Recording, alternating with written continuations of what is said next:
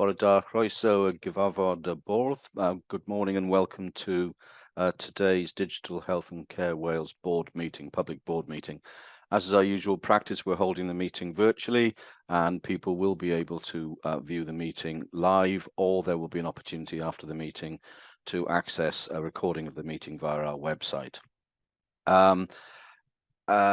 Simultaneous translation facilities are available. If you need to hear a translation, then if you hover on your screen and there's an icon towards the middle of the bottom of the screen says English, says language. So if you hover on that and choose English, you'll get the English feed in simultaneous translation. If in relation to today's board meeting, note that when, as is often the case, we might not necessarily be looking at this at the camera, so please excuse us that we probably have got papers on another screen or in front of us. And we're going to be taking two breaks through today, one 10-minute break and a 30-minute break for lunch. And we very much hope to have completed today's meeting just after 2 o'clock. As you'll be aware, board members, that if you had any questions on the consent agenda, I hope you've brought those to the attention of the relevant officer lead. I don't think nothing's been brought to my attention that you'd like to have raised in the board meeting, so thank you very much. Before apologies for absence, I'll welcome for presence, which is Rowan Gardner, who's rejoined the board after a brief sabbatical because of work commitments in her real life, her other life. So welcome back, Rowan. We very pleased to see you back with us at today's meeting, and I know you've been involved in other activities already since the beginning of May.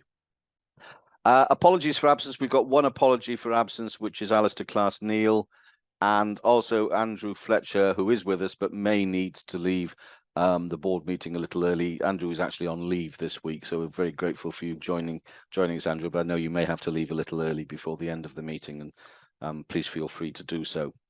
Declarations of interest. I've had no declarations of interest indicated to me. I should probably also point out that because of IT issues, where they are, Rydian and Ivan are on the same screen, which is fine, but it's probably just worth noting that that is the reason why they are sharing a screen today. I've not been noted, as I say, no conflicts of interest. Has anyone got any that have occurred to them since? Okay, thank you very much. If we move then now to part 2 of the meeting, the consent agenda, and I will go through these. I don't think anyone wants to raise anything specifically on them, but please do shout out if you wish to. So the first is we're approving the minutes from the board meeting held on the 28th of March 2024. People happy to do that? Thank you. We're noting that there are no actions on the action log, item 2.2. We're noting the forward work plan, item 2.3. We're receiving for assurance the DHCW 23-24 decarbonisation returns, item 2.4. And we're receiving for assurance, finally receiving for assurance, the more than just words annual report, item 2.5. Thank you all very much. And if we move on to part 3 of the agenda, and I'm going to hand over for our shared listening and learning presentation. And today is a slightly different approach. And I'll just hand over to Rydian Hurl, the Executive Medical Director, to introduce this item. Rydian, over to you. Thank you very much, Simon. You can hear me? You can, good. There's a video which we're going to start. I'm anticipating that colleagues are going to start.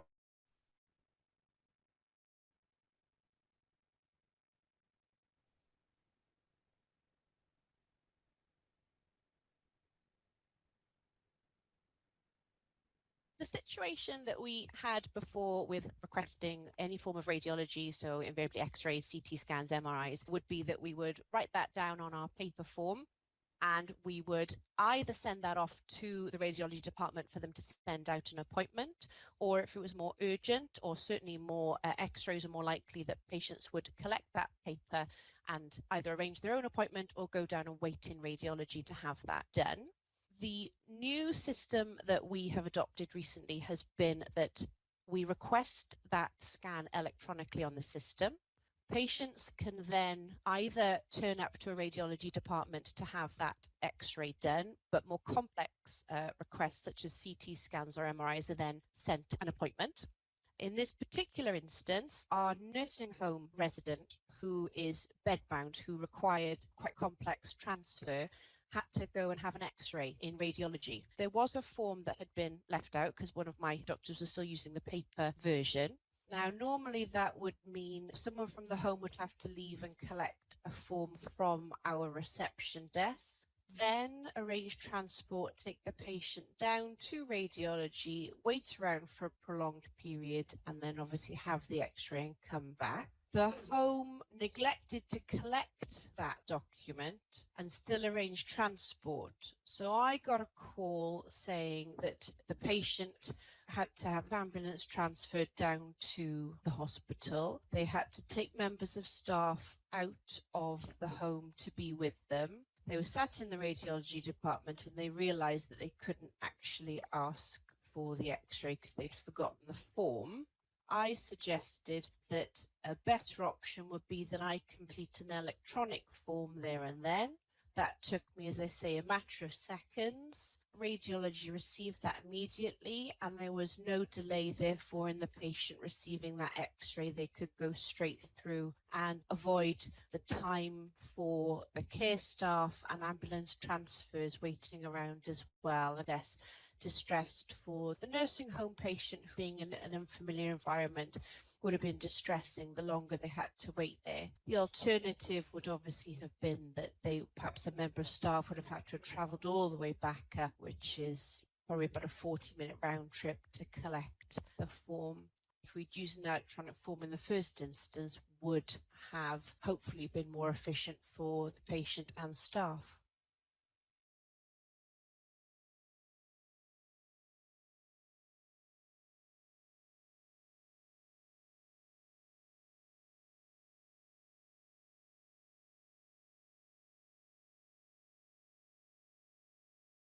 That now, if you can hear me.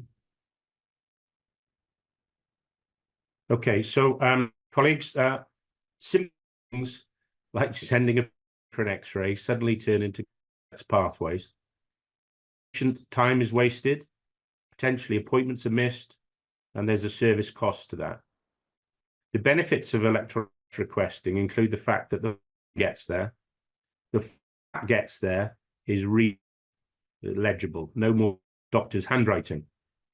It allows the radiology department to schedule it a more effective throughout their department, and it reduces the risk. And one of the risks associated with radiology is the radiation risk associated. So what this short video does, I'm grateful to GP colleagues for engaging, is using systems that we've provided.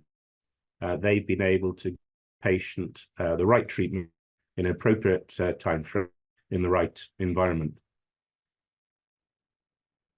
So I'm happy to take questions on that, Simon. Thank you, Rydian. Just for you and Ivan to be aware, your sound isn't ideal. We're losing about every sixth word, so there may be some things you need to repeat when you come to introduce your items, Ivan and Rydian. We can pick up what you're saying, but as I say, about every sixth word is dropping out. Okay, I've got a number of questions. Marion, and then David, and then Rowan. Diolch yn fawr, Cadeirydd. A ga i ddechrau drwy ddweud pa mor hyfryd oedd gweld esiampl ymarferol iawn o lwyddiant y system yma. Dau gwestiwn byr. Faint o feddygon teulu, beth yw'r canran o feddygon teulu sy'n defnyddio'n system ni'n gyson ar hyn o bryd, a beth yw'r rhwystrau tybed sydd yn atal yr rheini sydd yn dal I ddefnyddio ffurflenni papur rhag defnyddio'r system electronig. Marian, can you hear me? Yep. We have some problems with the connectivity for the translation. So I got the last bit about people using paper and people using electronic systems. Was that the... And how many GP practices are currently using it? And what are the barriers, potential barriers to them taking up use of it. That's correct, isn't it, Marion? That's it. Yes, great. Thank you. Okay, so regarding primary care, it's there are 3 practices, I believe, that have trialled it. As regards to secondary care, there are hospitals such as the Princess of Wales that have it in some departments. Other hospitals are using a different system. So there's a mixed patchwork of use. It's a local decision to switch it on with a local configuration in a radiology department for their scheduling. We hope, and our ambition is with the new RISP programme, that there'll be a single way for a clinician in Wales to request from anywhere, providing the patient the choice of where they might go for that test, should it be available in that location. And ultimately, a clinician, for example, a tertiary clinician in Cardiff, who's looking after say a cancer patient in West Wales, should be able to make the request so that the patient goes for their scan, let's say in Glangwili, rather than have to come all the way up to Cardiff. With the addition of mobile scanning, we might even find that it's available in your local Sainsbury's car park on a Tuesday afternoon. But the reality of the situation is we need to get the request and the patient and the equipment in the same place. Your sound is much better now, Regine, pleased to say. David, you did have your hand up. Did Marion ask the same question that you were going to ask? Exactly, Simon. Right, yes. okay. Rowan. Thank you, Simon, and thank you, Rydian. That was a really great example of how digital can reduce cost and reduce clinical waste and improve patient outcomes by just enabling people to have benefit. And I think that the point I wanted to make was, that was also a wonderful example of how people living in nursing homes whose care is being delivered within the NHS, but is also perhaps, I don't know, but also perhaps being paid for by local government arrangements in a sort of wider social care setting. And so it's quite hard, Rydian, in terms of articulating value in pounds, shillings and pence, to be able to reflect that across a complex system. But congratulations on a great video that just nailed that use case. So thank you. Really great to see. I'll pass that on to the team. Thank you. Is any other questions? You said there were three GP practices currently piloting it. Yeah. What have we got any idea of what promotional activity will go on if the pilot works, and what sort of time scale we might be working to? Yes, Simon. So it does work. There are 2 elements to this. There's the acceptance of a local radiology department to GP requests electronically on their workflow. So we'll work with our various superintendents across the radiology departments in Wales to enable that functionality. And the access to Welsh Clinical Portal within the GP community is very widespread. It's actually easier via one of our suppliers than the other, but we're trying to make it as smooth as possible within the workflow for the GP partners and doctors. And we are currently running a Power BI dashboard showing the numbers of investigations. There are some things to iron out. So, for example, some radiology departments control what primary care clinicians can request. So, for example, an MRI would perhaps only be available for a secondary care clinician to request. So that's something that they have to determine a local department. We've got an excellent team working on this with Sally Pritchard, working very closely with the radiology community, particularly the superintendents within departments who are doing the scheduling. Because I assume it also has the potential to reduce pressure on GP waiting rooms and GP consultations. I mean, I was thinking the protocol around a persistent cough is you are, you know, for whatever period it is, you referred to an X-ray. Well, there's potentially no need for you to actually go in, see the GP, get the piece of paper, go home, ring up the hospital. Absolutely, which you could have takes a video. Yeah, you could have a video consultation or a telephone consultation. a telephone, yeah. Yeah, and then the GP can request it. Rowan. One last point, really, and I just wanted to bring this out as you were describing the tools that we're using, just how much value we're getting out of the Microsoft license that we have, and the architecture that we've been developing. It's not always obvious to people how these things get created, but really nice example of how a flexible architecture with sort of standard tools is adding value to what we can deliver as well to our colleagues in the wider system. So really good example. Thank you. Thanks, Rowan.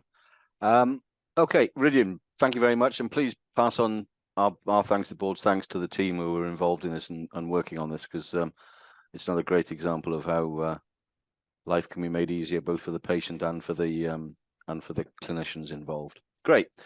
If we then move on to the main agenda, part 4, and the first item is mine and Ruth's, the Vice Chair's report. There's just a couple of points in mine I'd like to draw your attention to. The first one needs your endorsement, which is adding myself to the Programme Development Committee. I've discussed this with David, who's the chair, and he's happy for me to join as a member. So if I could just seek the endorsement of that from the board, thank you. Just then a couple of other things. On my chair's objectives, I had a very useful meeting discussing the draft objectives. I think it was on the 28th of April. And I'm now awaiting a revised set of objectives following that meeting, which I'm sure will come soon. And as soon as they are, I'll share them with the board, because obviously they become organizational objectives immediately. I have them. The chair peer group, we had a very useful meeting with Llais, the Llais chief executive. The chair was due to attend, but he's not well at the moment and couldn't attend. Introducing and talking about their strategy, and I attended previously the launch of their strategy in Cardiff on a date in May, which I can't quite recall at the moment, but it was I was pleased to be able to attend that. They've got some particular focus around digital, and particularly around AI and the citizens' relationship with AI, which I think we'll obviously be connecting with them quite closely with over coming months. And those are the only three things I wanted to draw out of my report. If you have any questions, please ask them. Ruth, is there anything specific you wanted to pick out from your written report? Nothing to add, Simon. Diolch. Thank you, Ruth. Okay, so I can receive that report, and then I'll move on to the next item on the agenda, which is the Chief Executive's report, and hand over to Helen. Diolch, Simon, and morning everyone, Bwrdd. Just a couple of things to highlight from me. It's all there for colleagues to review. But I just wanted to pull out the leadership development programme that we've been taking forward across the organisation. So we've got the King's Funding who are supporting our senior leadership development programme, and we've done a number of roundtable discussions where we've had people come and talk about kind of their careers, and I'm really pleased to say that Judith Paget, the DG for Health and Social Services and the NHS Chief Exec, joined us last month to talk us through her kind of career and her thoughts, and took quite a number of questions actually from the team. So it was great that Judith was able to spare us that time. It was a really great session. We've had some fantastic feedback from the team there. And also thanks to two of our colleagues on the board meeting today, Claire and Ridian did a double act, and they went through kind of their career journeys and some of their kind of key drivers and thoughts about the future. So really great. I think a number of quite challenging questions actually from the team, but it was great to be party to that, and thank you to colleagues for supporting the programme. We've got actually a full day event next week where we're all in person in the Cardiff office to do our last kind of big face-to-face. So looking forward to seeing everyone next week. We've also done our half yearly or interview, really, directorate review for each of the directorates. So this is my chance to hear from each of my members of my team and then their senior team to pull out on performance, lessons learned, challenges and risks, and doing a bit more of a deep dive in that kind of immediate focus areas that the directorates are taking forward. I find the sessions not just informative, but a really great opportunity to hear from the teams within the directorates and some of the exciting work that's going on, and a chance to for us to have a collective kind of challenging discussion where one's needed to try and work through some issues. So really enjoyed those sessions. And then finally, really just to draw out, we've had a huge number of nominations for our staff awards. So really pleased that we had such a level of interest in the organisation and a great kind of response to that. And really look forward to seeing everyone who will be there at our award ceremony the 12th of June, I think that is. So that was it for me, Chair. Happy to take any questions. Thank you very much, Helen. Don't see anyone's hand going up. Okay, thank you. Asked to receive that report, which I'm sure we're all very happy to do. If we move on to the next section of the agenda, strategic items, and item 4.1, the stakeholder engagement plan update, and ask Ifan to introduce this item. Over to you, Ifan. Diolch yn fawr. Rwy'n siarad Cymraeg.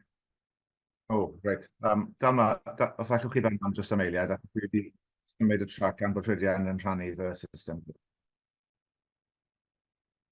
Great.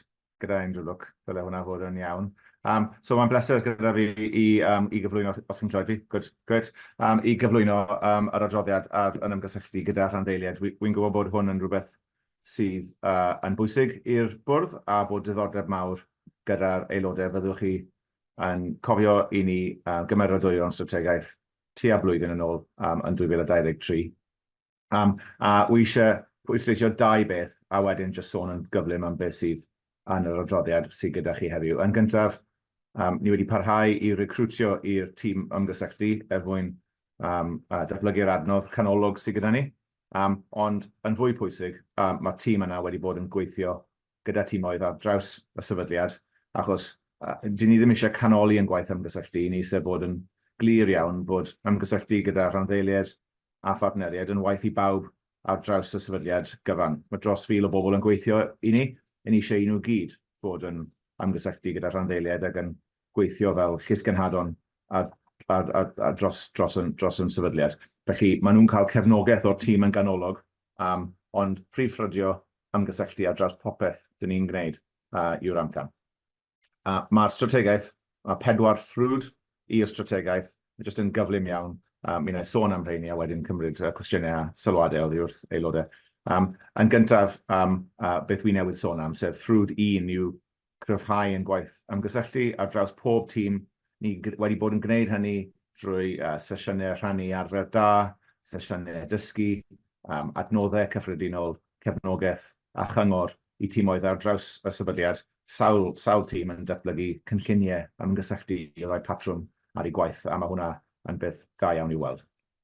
Yn ail, ni'n ceisio creu yr ail ffrwd, ni'n ceisio creu strwythurau sydd yn gwneud i'n haws i ymgysylltu, fforymau a rhwydweithiau, cyfresu o gyfarfodydd rheolaidd gyda'n partneriaid yn arbennig, a hynny yw byrdde iechyd ac ymddiriedolaethau iechyd, ond hefyd gyda rhai o'n cyflenwyr strategol. Roedd Rowan yn sôn am Microsoft er enghraifft, a mae gyda ni sawl cyflenwr masnachol sydd yn hollol allweddol i ni. Mae gyda ni berthynas agos iawn gyda nhw, a ni eisiau datblygu'r gwaith hynny trwy gyfarfodydd rheolaidd ar lefel uchel. Felly dyna'r ail ffrwd a ni wedi gweld cynnydd da yn hynny dros y 9 mis diwetha.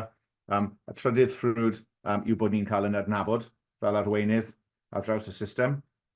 A'r 4rydd ffrwd, a maen nhw'n mynd yn agos at ei gilydd, y 4rydd ffrwd yw bod ni'n gwrando ar yn rhanddeiliad a bod ni'n medru dangos bod ni'n yn ymateb i'r adborth i ni'n cael oddi wrthyn nhw.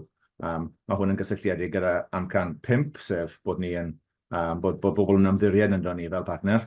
A beth sy'n digwydd ar hyn o bryd yw bod ni yng nghanol arolwg o'n rhanddeiliad yn y maes hynny er mwyn holi un partneriad yn rhanddeiliad. Be dyn nhw'n meddwl ohono ni?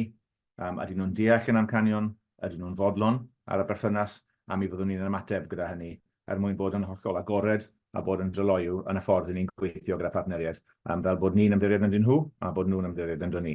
Felly, wy'n falch iawn o'r cynnydd mae'r tîm wedi gwneud, y ffordd mae'r tîm yn datblygu, a'r cyflawni yn erbyn y strategaeth.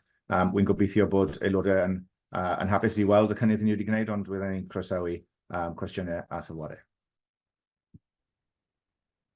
Diolch, Ifan. Ruth? Diolch, Ifan. It's really good to see the progress that's been made across such an important area, and I particularly like the focus on the fact that we've got 1,000 people out there who are our ambassadors who should be engaging. I wonder if you could just touch a little bit more on what do we do with all of the intel that they are going to bring back to us? Because having everybody delivering our message is one thing, but then actually listening to that feedback and creating that loop is another challenge. So I just wonder if you could reflect on that for me, please.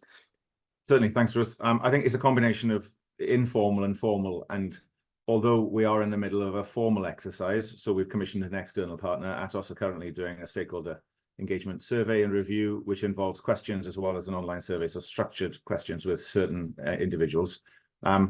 And that is important, and I'm looking forward to seeing what we get back from that. I think actually the informal is more valuable, and it's not about trying to suck all of that informal feedback together into Nadine and the engagement team in order to digest it and to do an analysis and then play that back to the teams.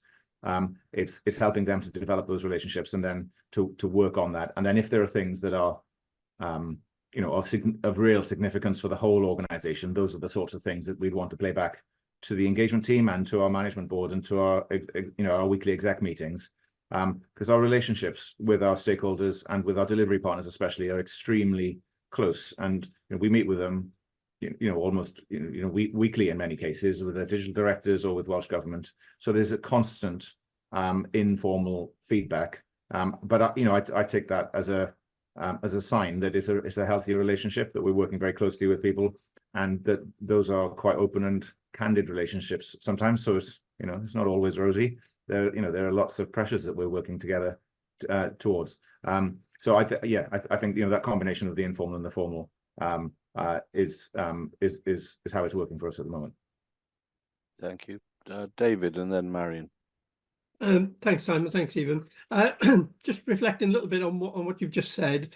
How the stakeholder engagement is all about improving our relationship and getting to the state where we're a trusted strategic partner for all of the health boards.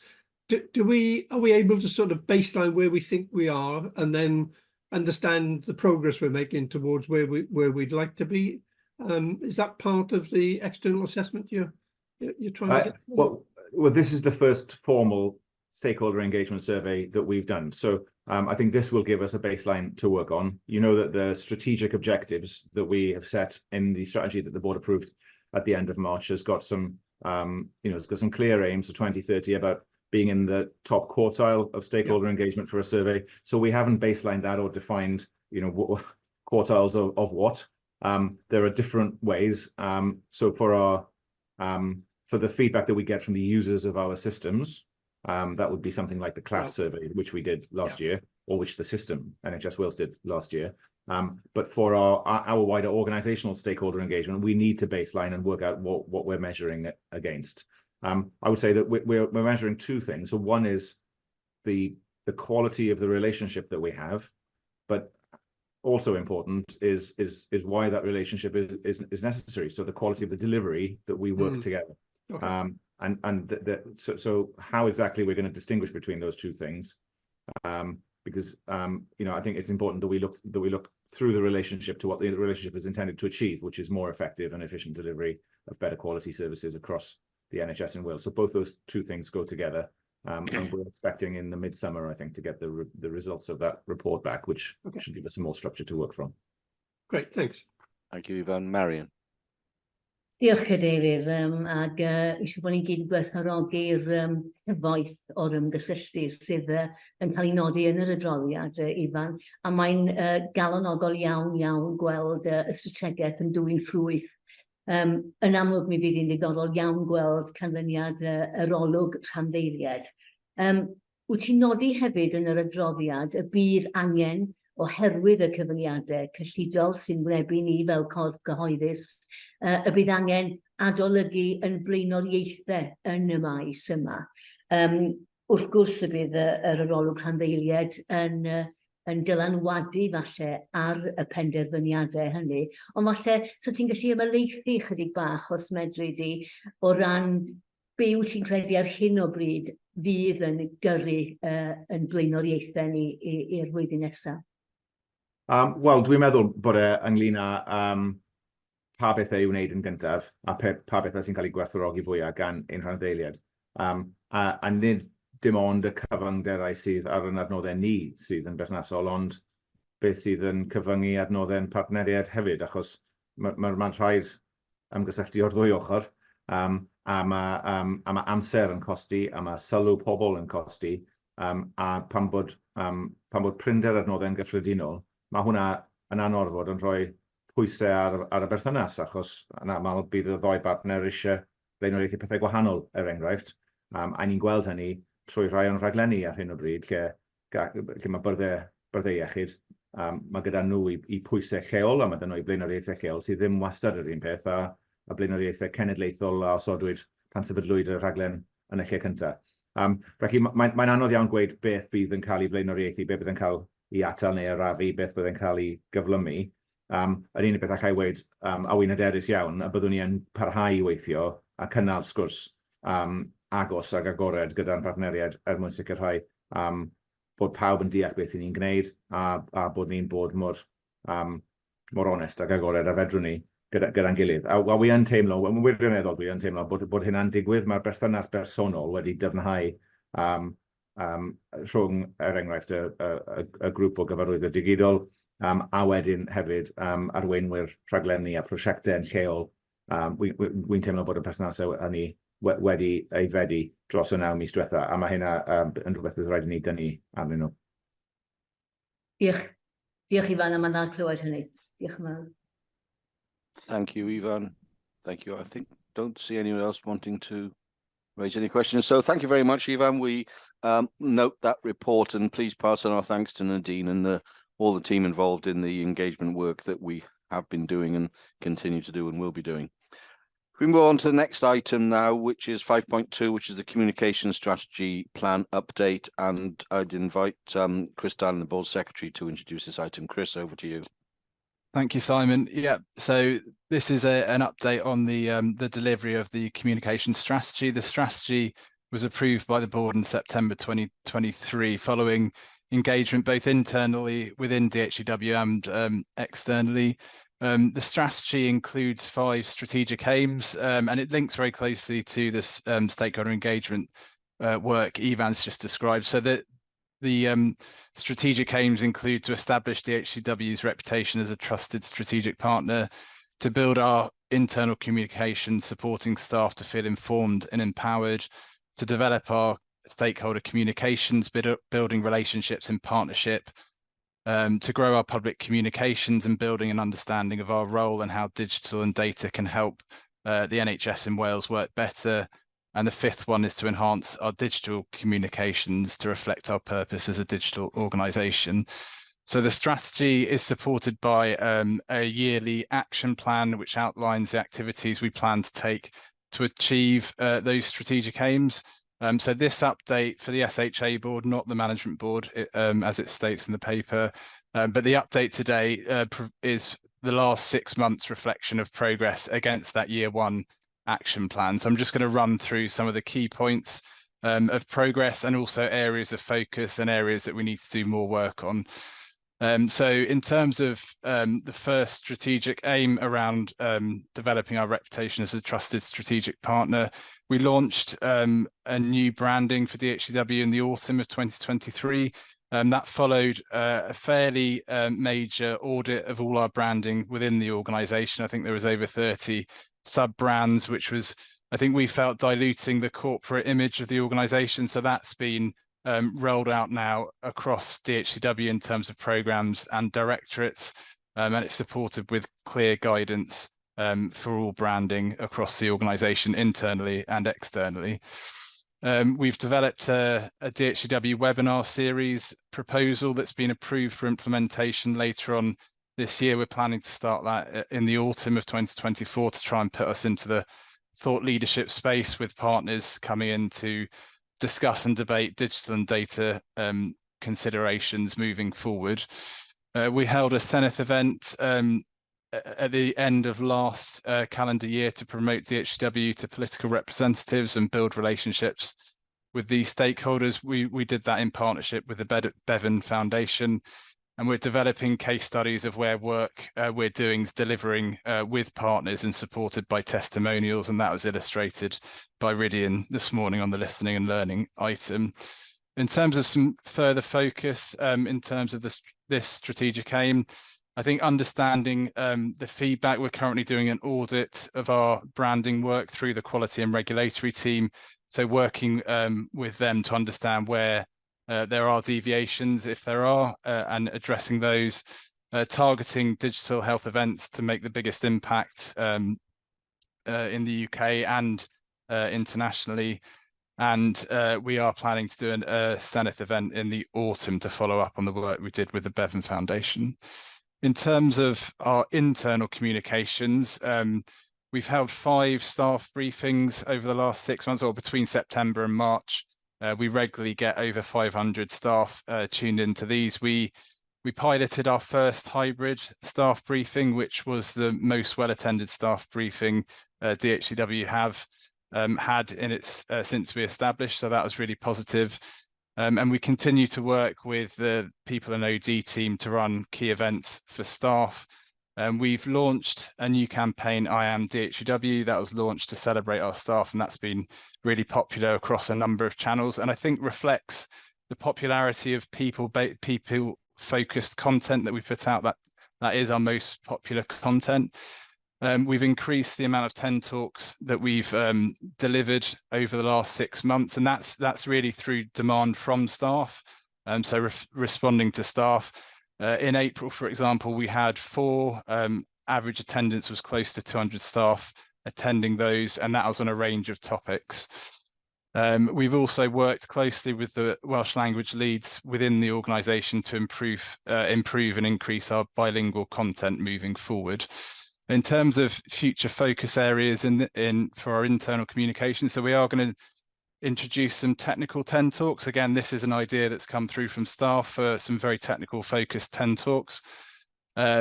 We are continuing to work with the people and OD team to make sure there's good content on our SharePoint site. That is often the most visited site within our SharePoint site for staff, so we're working closely on that. And as Helen mentioned earlier, we've got the staff awards coming up. We had over 260 nominations, which is fantastic from the staff within the organisation. And we've got our first hybrid staff conference in July. In terms of stakeholder communications, very much touched on some of the areas Ivan talked about. And I just wanted to pick up one of the points Ruth made about intelligence from staff. So we have established an engagement and communications network. So that is a network of engagement and communication staff from across DHCW that come together to share intelligence, to understand what's happening out with partner organisations and stakeholders. We've had over 80 staff from within DHCW attend those, so they've been really popular. And we've had guest speakers from partner organisations attend the network, share good practice, and share an understanding of perceptions from outside of DHCW. So I think that's really important for us to keep that soft intelligence coming through. We've also got representation at a number of national communication groups. So there's a weekly Welsh Government group that we attend. There's a Welsh NHS Confederation peer group and a CDPS Communities of Practice, all of which DHCW are members of.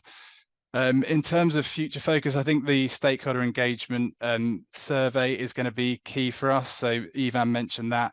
I think understanding perceptions and being able to respond to that and understanding where stakeholders feel our role is and isn't, and ensuring there's clear alignment and understanding. So that's going to be really important moving forward. In terms of public communications, our social media continues to grow. So engagement levels across our channels benchmark better than health and digital sectors. So that's positive. We have a social media reach of 44,000. That's excluding X. And our engagement rates benchmark really well. LinkedIn is our fastest growing platform, and the engagement rate there is 20%, so way over where you would want to be. So that's really positive. We are undertaking a review of our website, so that's going to be a clear focus moving forward. And in terms of our digital communications, the fifth and final strategic aim, we've purchased some digital kit to make sure we can do as much in-house filming and other creating digital content ourselves. And we've delivered training to DHCW staff and communications professionals from across NHS Wales on digital communications. I think the annual report illustrates where we've moved into the digital content. So we produced our first HTML that's had over 2,500 hits now, or views of that annual report. And the most popular item is the chair and chief executive video. So I think that shows where people want to look. You know, people want quick content that shows them, gives them an overview of what's happening quickly. So that's a quick run through of some of the progress over the last 6 months. There are areas that we are still focused on that we need to take forward over the next 6 months. So we need to finalize some of our core messaging, and we need to develop a repository of spokespeople for key subject matter areas, and the recruitment of staff into communication ambassador roles.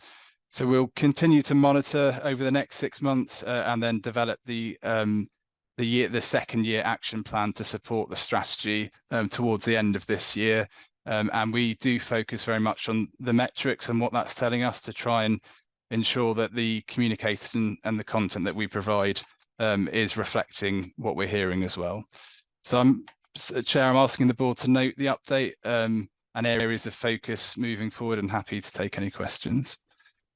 Thanks, Chris. I've got two, Sarah Jane and then David. Thank you. I'd just like to say, I think it's been very transformative over the last year and a half, really.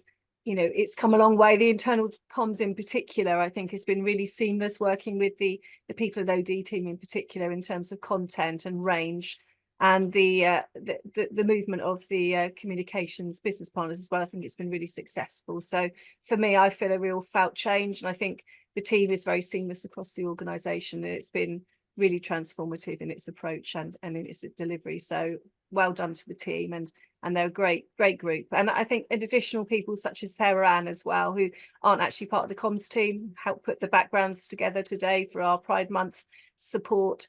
There's lots of additional people that make the team work, but yeah, great team and really great stuff that's been achieved. So well done to all the team, Chris. Thanks, Sarah Jane. David and then Marilyn. Thanks, Simon. Thanks, Chris. Some really great work. I monitor the social media quite regularly because I'm an avid user myself, and I really like the I am DHCW. I think that's really gives us an insight into what we do as an organisation. I just want to ask a question around the metrics. So I would hope that with the improvement we're seeing in the external engagement, that might actually trickle through into people expressing an interest to come and join us from a recruitment perspective. Is that something we're trying to measure? Because I think if we could make a connection, that would really underpin what you're trying to do with this strategy. Yeah, so David, I think it does. Our recruitment website page is our highest hit, our highest attended page. So we get most hits on join DHCW. So we know we are attracting, and likewise LinkedIn from a social media perspective is by far our highest growing or quickest growing platform. So I think it is transforming, but we are keeping a close eye on it. Right. Marilyn.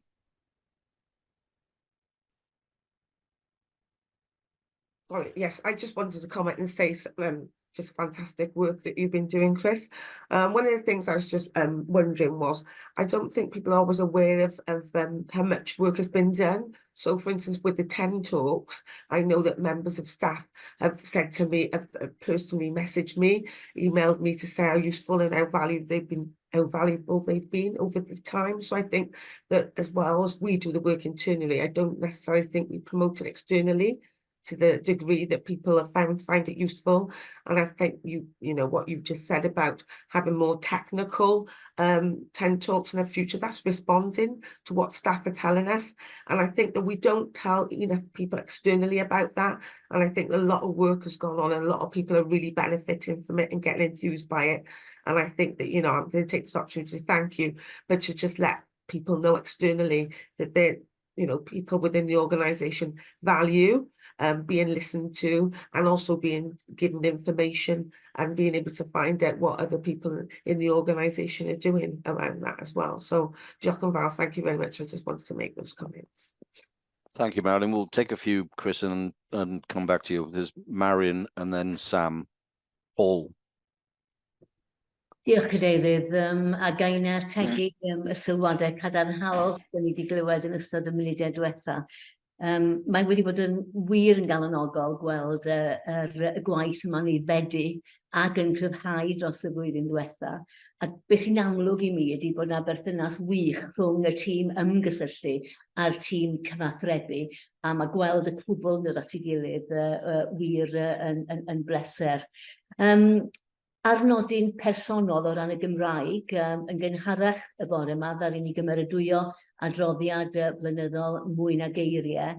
A dwi'n meddwl bod yn werth llongyfarch y tîm ar y gwaith sydd wedi digwydd dros y flwyddyn ddiwetha yma o ran cryfhau yn negeseuon dwyieithog. A mae'n presenoldeb ni wedi aeddfedu, jyst ddim yn gyfieithiad mwyach, i ni yn gweld addasu a chyfathrebu effeithiol, dwi'n meddwl, yn y ddwy iaith. Ac jyst i longyfarch y tîm ar y gwaith pwysig yn y maes yma. Diolch yn fawr. Thank you, Marion. Sam Hall. I've got both Sams coming in, so Sam Hall. Thank you, Chair. Just want to say again, thank you. But there's two things which have really struck me recently with communications and how it was really, I think someone's already mentioned, matured. And that's in two areas. And the first one is the support we get from the communications team when things are difficult. We've had some really challenging situations that have come up operationally that we've needed very, very quick support from the communications team to help us get that information as clear and as professional as we possibly can. And they have really stood up to that challenge in quite technical space as well. And that's been so invaluable to my teams that have been faced with some of those challenges, to have that real kind of professional sense added to some of the what can often be quite technical and a little bit grey information. So that's been great.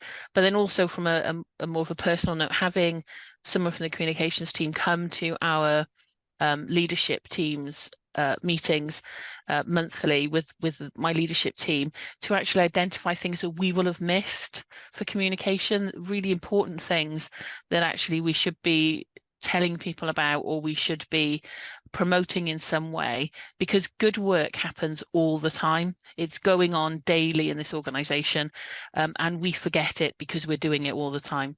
And to have someone there from the comms team that says, hang on a minute, this is wider, we should be talking about this much wider than that, because it has implications and it has an impact for more people. They pick up the things we miss, and I think that's hugely valuable for all of us. So again, a big thank you back to the team. Thank you, Sam. I'm not sure, is it Rydian or is it Ivan? Rydian. Thank you. Yes, really welcome this. I think there are a couple of things I wanted to highlight. One is the fact that engaging with clinical staff, trying to work out how our products support our users. And I think that's a very important part of what we're here to do. The other thing is investing in skills and tools internally so that we can show what our products do by creating short videos and demonstrations of functionality that we've already invested in across the service, that we need to maximize the return on that investment by first of all promoting that functionality and then making it easier for our clinical community to find it and do it. Thanks. Okay, and finally, before I come back to you, Chris, Sam Lloyd. Thank you, Chair. I just wanted to add in response to David's question about recruitment, just to say that I've been doing quite a lot of recruitment recently as part of our transition to the new operating model, and talking to recruitees and asking them, or applicants, and asking them why they want to come and work for us. People universally say, they see what we do, they believe in it, they understand our mission, they want to be part of it. And I think that really speaks to the external presence that we have and the strength of our brand and the positive messaging, which is a lot down to the comms team and the work that's done and the different channels that we go out across. So I think it's effective in that space.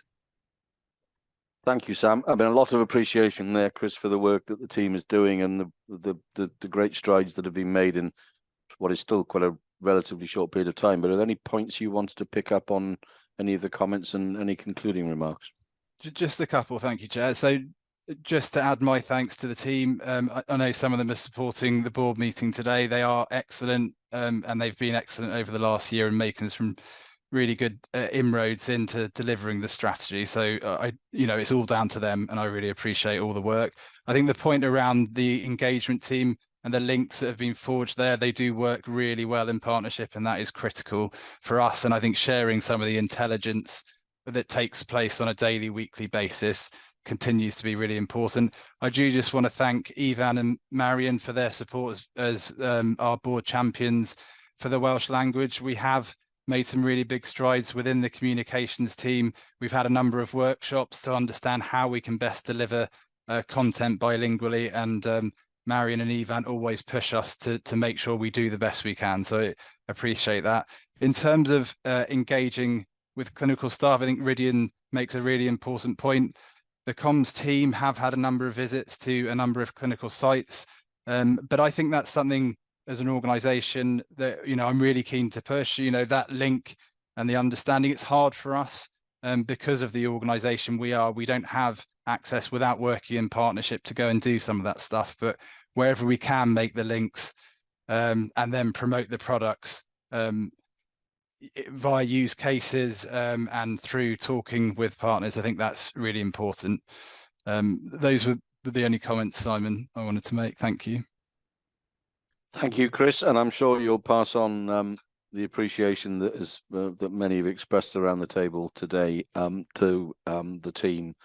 And as I say, there's two of them out there who wave at me madly if I fail to go on unmute and keep me on the straight and narrow. So thanks to the whole team for, as I said earlier, fantastic work done in a relatively short period of time. We're running a little bit ahead of schedule, which is nice. So I think before we break, we'll take the next item and then break after that. And as item 5.3, building our future program update, and that's going to be introduced by Claire, the Exec Director of Finance. Over to you, Claire. Diolch, Chair. Good morning, Bwrdd. I'm going to take you through about 10 slides now that are going to, I hope, bring to life building our future, which is DHEW's transformational program that will really, I think, underpin our purpose, which I love, which is making digital a force for good in health and care. Normally, as Mission 5 leader, which is really about developing a strategic trusted partner, I lead all the enablers, all the glue that sticks DHEW together to really make our services, our services that deliver digital products shine. And what do those enablers consist of? And they're really broad, and they consist of not just finance, but commercial, people in OD, engagement, corporate services, and so on. So within that portfolio of enablers, we're really going to focus and centre our objectives over the next 12 months in really delivering our building a future. So given the ambitions in missions 1 to 4, which include things like moving to cloud, moving to a product-based delivery model, this year we thought mission 5 should really focus its attention on supporting and enabling those transformations and knit them together. And we're knitting them together under this frame of building our future. So I'm going to move on to the next slide, which really tries to outline what we're trying to do. So as I said, our purpose in DHEW is making digital a force for good. And as Ivan really eloquently laid out in our strategy, it's really made up of 5 key principles. So not one for nicking a good idea. I'm framing the programme around those 5 principles to bring them to life. And really the most important one of those is putting our people first. And that's really about enabling and energizing our workforce to understand what the new operating model is and how that will change over the next couple of years, and give them the ability to help frame that, but also to equip them with the right skills, the right toolkit, and the right capabilities, so that we work together and enhance DHEW's operating model in a way that will enable us to really deliver on what we need to do going forward. But it's not just about the people, it's also about the way we do things. It's not just about our behaviours, but it's creating that right environment to help us thrive at DHEW and create innovation as we go through that process. It's also about enabling the operational teams and strategic teams to deliver their new operating models and deliver their products, but it's to do so in the way that maximizes the value. So it's also about how we develop the most efficient and effective ways of doing it and demonstrate the value and benefits that all brings. So not an undemanding requirement, but if we move on to the next slide. So what we've been doing is trying to define what that means in this programme. So the key to it is really to try and fuel our innovative culture to embrace this new operating model and way of working with a product-based cloud delivery. And to do that, we need to equip our teams with the necessary toolkit, or as I've already alluded to, but also to build an academy, and we might change that word. It sounds very formal. I know we've had learning zone and various other options, but it's really a gateway to enable people to access learning tools and support to really enhance the sort of digital data and technology skills that we will need going forward. And to do that, we will need to coordinate all these activities and create an overarching plan that aligns to what we're trying to achieve in Mission 1 and 4. So important in that is understanding the timelines and the critical path and how, as enablers, we support that process. So to do that, we've created 5 work streams, which I'll show you in a bit more detail in a moment. But also underpinning that, understanding our value as an organisation, we will have a requirement to deliver financial savings in terms of efficiencies. And again, the plan will incorporate that into its requirements. So this programme will be overseen by the Portfolio Oversight Group as part of the Management Board, and it will be governed by the executive team as a committee, and I'll show you the structure later on. So building our future is there to enhance what we're going to achieve in Missions 1 and 4 and enable it and to align and knit together what we need to do in a more efficient and effective way. So if we move on to the next slide. So what have we done to date? So we've laid out what we're trying to achieve. We've also looked at how we deploy the programme, how it should be structured, and how what other additional dynamics we need to bring in terms of resources. And work to date is really focused on understanding that new operating model, looking at what that would mean for our architecture and our contractual requirements, and really trying to define what that critical path will look like in line with those 2 requirements going forward. We've already identified some areas of efficiency, but we're also focusing on really trying to define our future capability requirement, not just in terms of architecture, but also in terms of people, and then look at how our roadmap, how that will influence our roadmap.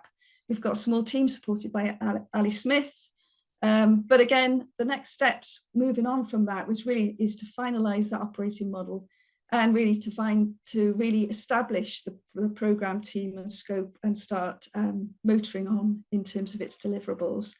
So if we just move to the next slide. Okay, so as part of this process, we're really looking also to define not just our quantitative, but our qualitative drivers. And again, we're leveraging the descriptions and the analysis brought in through our strategy.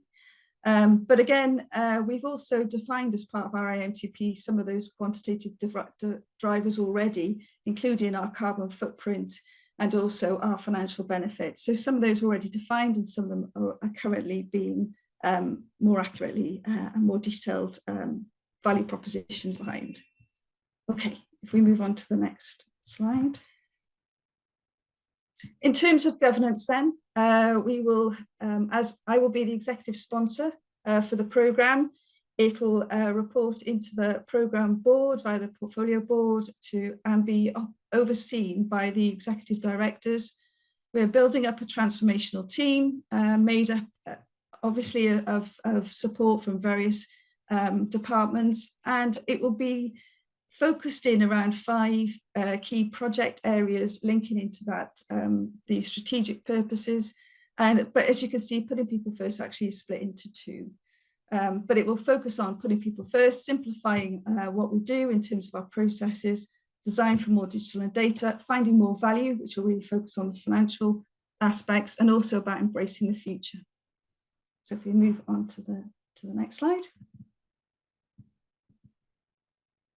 So progress to date, we've met and agreed, we've taken this to the DHEW management board, and we also took it through a board development session with the IMs in April, which really underlined what I've just shown you, which is our sort of purpose, scope and objectives.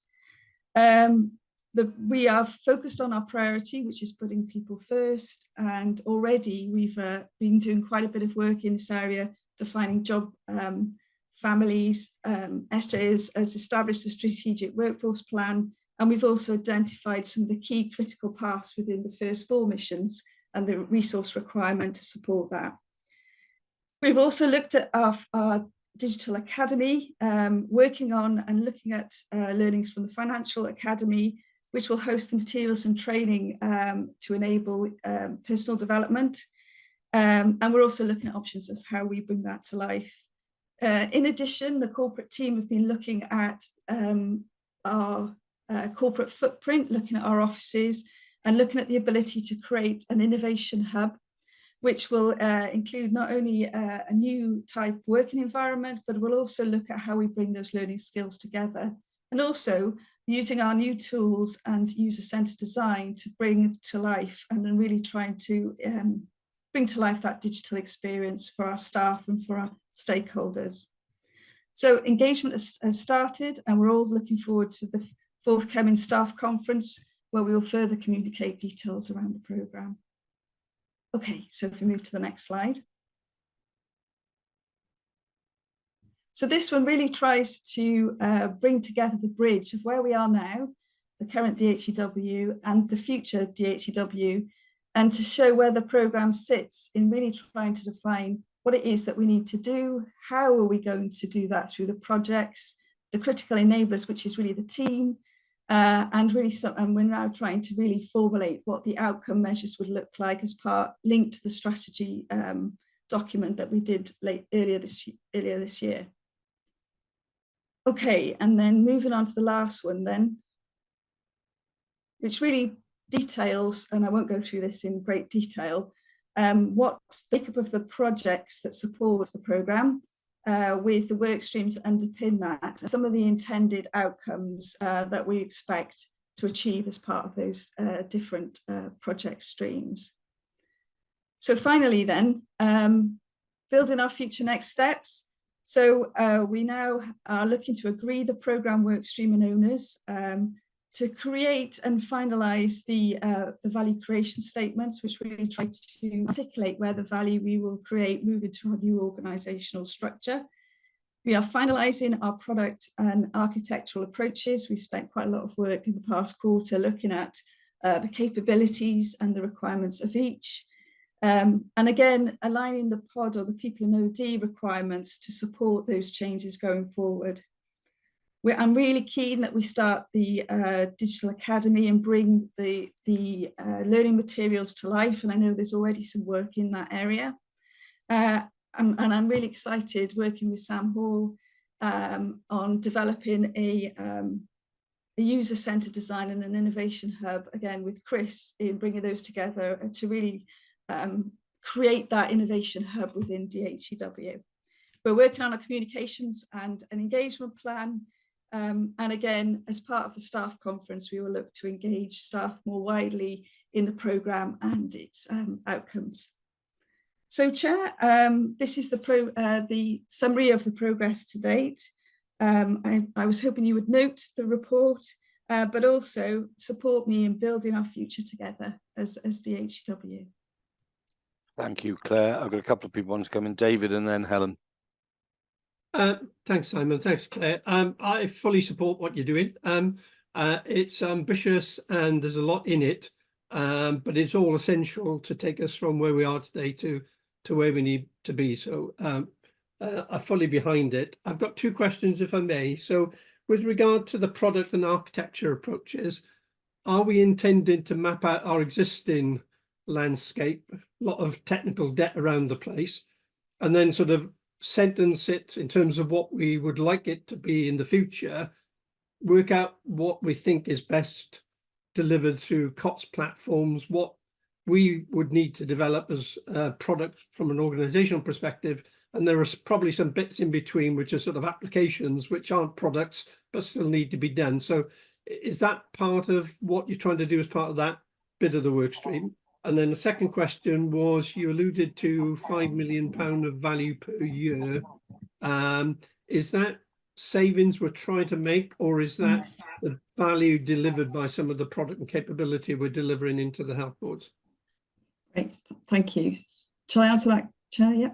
So in terms of where we are now and where we're going to in terms of simplifying the architecture, a lot of that work is done in Mission 1 to 4. So they will articulate what the new, how our new architecture will look like, what our ambition is. And we have already mapped out our current state in relation to the HIMSS and assessment that we've done. So we've got a good understanding, I think, at this point of what our current architecture looks like and its strengths and weaknesses. We're in the process of defining what that new architecture will look like. But we, as part of the programme, we will support that process and understand from a couple of levels, what does that mean in terms of commercial requirements? So by simplifying our architecture, there's going to be a simplification, I would hope, of the commercial requirements underpinning that and the impact that will be in terms of our licenses. That would obviously create some value. It would also look at, with that new architecture, what does the skills requirement mean in terms of supporting that, and what does the corresponding training requirements using the DDAT or the digital data and technology classification will be. So there is already a piece of work looking at what our new organizational structure underpinning that architecture looks like and what are the skills to do that. So we won't be doing the groundwork, David, but what we would do is coordinate and support the delivery of that by understanding that roadmap and the resource requirements from the enabling, such as commercial, such as pod, to ensure that, and also such as finance, because we would hope to moving on to your second question, is there inevitably, I would hope, be some savings, cost savings as a result of that change in architecture. However, that move to that new architecture is going to have a cost implication. So it is about balancing that out and understanding that and do the numbers. The 5 million is actually the 3-year IMTP savings requirement that we would have to deliver anyway. And so there is a financial driver for that. But actually, this programme is about creating value.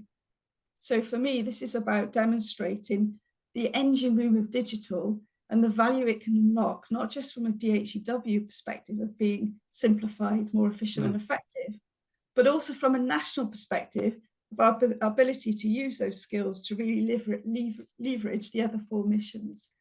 So that's what we're hoping to achieve. Thank you, Claire. Thank you, Claire. Helen, and then Andrew. Yeah, thank you, and thank you, Claire. I just wanted to kind of reinforce the message. I'm really pleased to see this coming to the board to talk about this work and to give it the status that it needs, so that we have at an organisation level that kind of system-wide view of all of the change, really, as we move into developing the organisation to actually be able to grow and learn and respond to the kind of the pace of change that we find in the digital data and technology world. So this gives us that the line of sight and the overview as an executive team, and that actually none of these changes that are happening can happen in isolation. As Claire points out, we need a whole system, a whole organisation approach to this. So I suppose it's just to and reassure our staff out there, really, in terms of this isn't change for change's sake. This is change to kind of make us more agile, make us more resilient as an organisation, more responsive, and to make sure that we are organised and also developing and constantly developing our skills and our knowledge in a way that we need to ensure that we are delivering to the best that we can, and therefore realizing value that digital can bring, and that, you know, digital is the thing that is going to underpin transformation across the NHS and support the sustainability of the whole kind of cause for the NHS. So this is about us getting our house in order, really, and making sure that we're set up for the challenge and to grow along with kind of the pace of change that we need. So yeah, really pleased to see that come into the board today. So thank you. Andrew.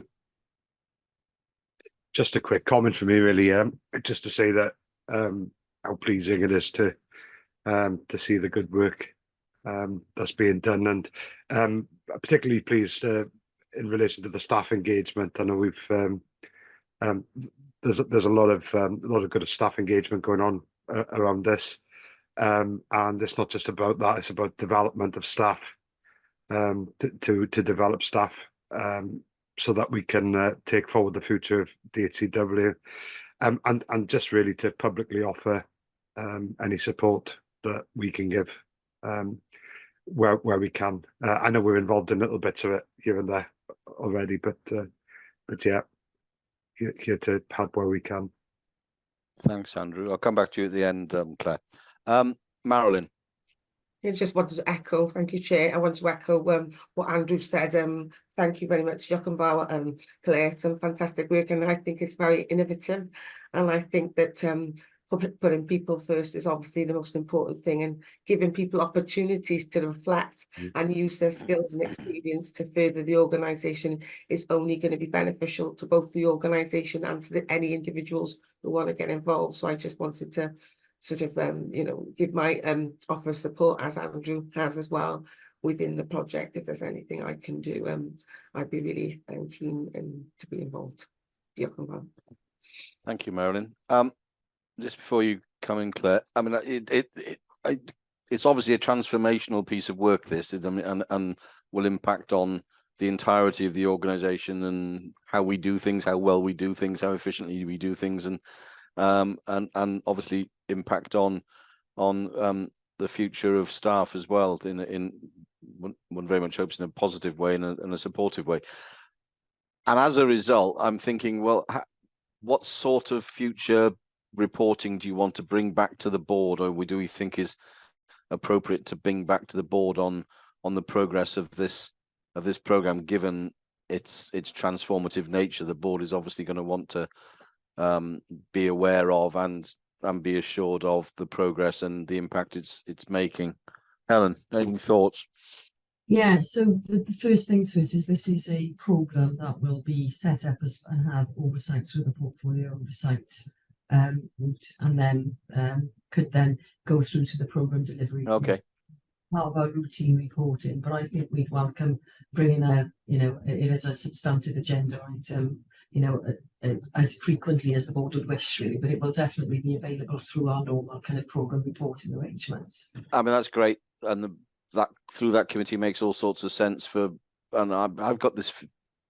6 months is rattling around in my head that we ought to have a sort of a board substantive agenda item on it on a 6 monthly basis, given the impact it's going to have on the organisation. I don't think that sounds too much, and it doesn't sound too little, if you get my drift. Yeah, great. Happy to do that. Claire, did you want to come back in before you are keeping us from the break, but no pressure there then. No, I'm really excited by it, and Marion comments, and Andrew, I will gladly grab your hands and bring you with us on this journey, because it is a journey that we're going on. And I'm really excited by the opportunities it will bring for the DHEW team to really be innovative and come with us on delivering our new operating model, which will enhance the way we deliver services and actually really lead to that purpose, which is making digital a force for good in health and care, which we all passionately believe in. So yeah, I'm looking forward to showing the progress over the next couple of months on the delivery of it. So thank you, Chair. Thank you very much, Claire, and please do, as ever, pass on our thanks to all those who have been involved and supported you in this supporting you in this work. We're still running a little bit ahead of schedule, which again is a good thing. We'll take a break now, and we'll reconvene at 11:30. So if you could remember to turn your cameras and mute, please, and see you again at 11:30. Thank you.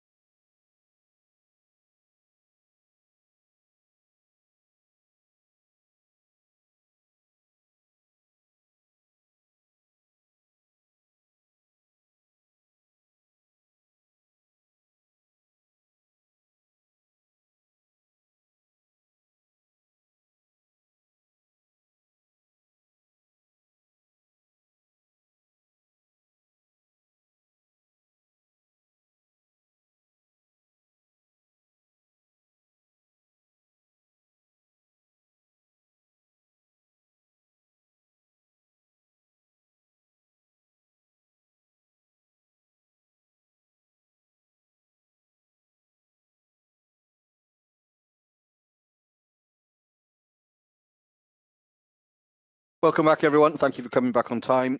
If we move on to the next section of the agenda, governance, risk, performance and assurance, on item 6.1, and invite Claire to introduce the finance report. Over to you again, Claire.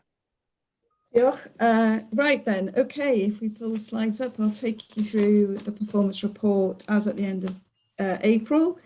So if we move to the next slide, I'll touch on briefly on the last financial year and where we are in terms of the process. And then I'll kick us off into the start of a new financial year, our fourth year. So it's flying. But so I'll take you through the key highlights of our current financial performance and some of the issues and some of the opportunities that arise in that. So if you move us on kindly to the next slide. Okay, so what I'm going to demonstrate here is the financial performance as at the end of April against our current budgets. It will focus on our core services, which include primary care and the national immunisation requirements, which is funded by Welsh Government and the NHS organisations, but also we'll touch on the Welsh Government's Digital Priorities Investment Fund allocations and where we are. And this is really to line us up for what I'll touch on in a minute, which is the annual statutory account. So it's a building block towards that. If you move us on to the next slide, please. Okay, reflecting on last year's performance, if you move to the next slide, this table summarises where we are in terms of our statutory requirements. So as you're aware, as a board, we have to ensure we break even for both revenue and capital. We have a public sector payment policy that ensures that we have to pay within 30 days, and we have a cash balance, which is always a fine art, which we have a requirement to balance within 2 million at the year end. And as you can see, as at the year end, we achieved all our requirements. We ended the year 292,000 underspent. That's based on over £168 million spend. Our capital, we spent 17.8 million, and again we did that within 17k. Our DS, our payment was outturned at 97%, which is above our target of 95, although it fell slightly towards the end of the year. And then our cash balances decreased by 2.9 million to land the year at our target of 2 million. So I'm delighted with the effort the finance team put in to achieve that. And we've currently got the auditors coming in to go through the balances and checks as part of the requirements, the governance requirements, which takes me on to the next slide, actually. So if you move us on. So where are we in terms of the annual accounts and timelines? So we're halfway there. If you look at it from the slides, we've prepared, we've drafted, and we've done our internal review. That was undertaken by the Audit and Assurance Committee in May. We are now looking to complete the full, which we call ISA 260 report, all the details around the transactions in DHCW and the assumptions. And we're looking to complete that so that it can go to approval for the audit and the board to be finalised, to be honest, around the beginning of May, so that they can all sign, sealed and be delivered to Welsh Government at the end of July. Sorry, it would be the beginning of July and then signed to Welsh Government at the end. So quite a lot of work going on with the teams, with Welsh Audit Office to complete and fulfil those requirements. So all looking good there. So if you move on to the next slide, I will then take you into this financial year and give you a summary of the performance as at the end of April. So of course, beginning of the year, what we've done is delegated our budgets down through the organisation to budget holders. So those of you watching have had a letter from us setting out your delegated responsibilities for the year ahead. And what we'll show you is, you can see the run rates that we are now forecasting as a result of those budget allocations. The other things to note is that we have been given a budget allocation, which we're going to be badged going forward into the vaccine requirements. But we will see at the end of Q1 the conclusion really of the track and trace and protect, test, trace and protect, so you go, sorry, funding. We've also got our savings plan. So we've got £1.5 million worth of savings that we have to achieve, and I'll show you where we are against that already. We are currently going through quite a detailed exercise internally with all the health boards and trusts, because it's that time of year, the Office 365 contract payment. So again, we are now looking to meet that objective by the end of the end of June, so that we can fulfill the year 3 of that contract. And also in relation to the DPIF. So if you remember, we had a planning assumption in relation to our DPIF allocation from this year, which was a control total of 28. Again, we're working with Welsh Government to finalise that allocation, but a lot of activity, and I'll show you some details around where we are with that. And then some good news, our discretionary capital allocation for this year has increased by 355,000. So it's back up to the 2.9 million. And again, we've got plans in place to allocate and spend that money. And we're just waiting on the final allocation associated with DPIF in relation to capital. It's not without its risks, though. We are seeing within DHEW increases around supplier licensing costs and prices. So as we're taking a real national leadership role in this space to try and mitigate some of those cost pressures. So again, just for your awareness, we are, unlike the general economy, we're not seeing a slowdown in inflation. We're actually still seeing some digital pricing inflation. So if you move on to the next slide. So in terms of our summary of our financial position, this should actually say 24-25 at the top. In terms of our position as at the end of April, our revenue was slightly underspent in the month of 96. Capital, again, we were reporting a spend of 242, and I'll show you that. Our PSPP's target had gone back up to 98 against a target of 95, and our cash balances are currently at 4.2 million. Like I said, given that we will be settling the Microsoft, we will see our cash balances move significantly in the next couple of months. That will be, and then come back down in July. So just for your awareness there. If you move on to the next slide, then, if you look at our revenue performance in relation to our directorates, you can see most directorates were underspent, and you'll start to see that in our savings plan in April, the impact of that. But there are some cost pressures. Operations are showing slight increase in spend, and this is really reflecting some of the work that we're doing in the data centre, which is front-end loaded and actually a sort of hangover from last year. And also workforce and OD. We've undertaken some additional resources in that area that, again, during the year will be flexed, and you should see that come back in line towards the middle of the year. Okay, if we move us on to the next slide. Okay, so I talked about the run rate. So based on our budget allocation, you can see this chart shows you the spend rate in both pay and non-pay for the rest of the year, and the red box is obviously where we are today. As you notice, there is some fluctuation throughout the year, particularly in the light blue, which is our non-pay allocation, and that really reflects the impact of the assumptions around some of the digital priorities investment funds. But again, we'll monitor that throughout the year. But in the first month, we've actually spent £13.5 million. Okay, if you move us on to the next slide. So as you're aware, we've been given a control total currently around our digital priorities investment fund for the year. So that's just over 28 million.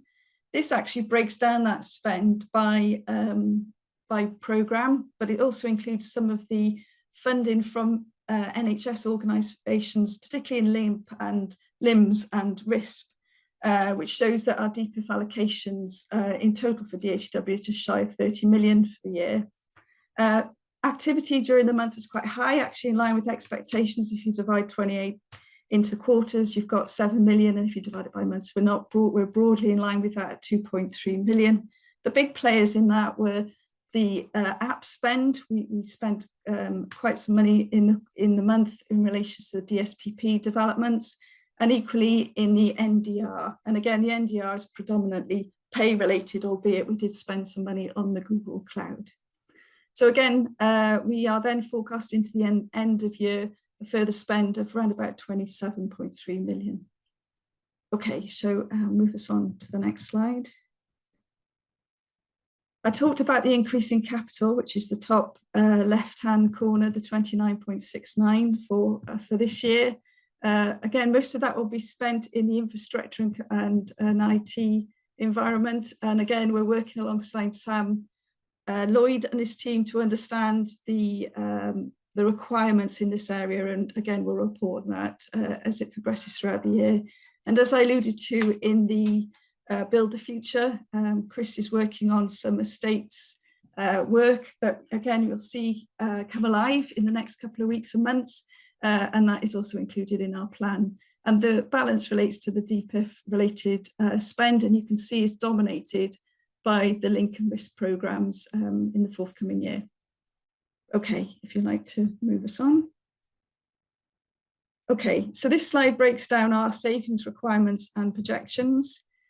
And as the first slide showed, the spend by directorates, you can see already in the first year that we've exceeded expectations in terms of savings, predominantly around the vacancy factor. So we've delivered 263k more than we anticipated in our plan. And again, together with SJ and the strategic resourcing group, we are looking to provide support to the workforce requirements. So I know Sam Hall, particularly in the first quarter, will be spending some money to support some of the work that she's doing in the vaccine and other areas. So again, savings plan is slightly ahead of plan in the first month. So if you move us on to the next one, just to reinforce, if I have the opportunity, of course, you can't over communicate. We are working on building the future.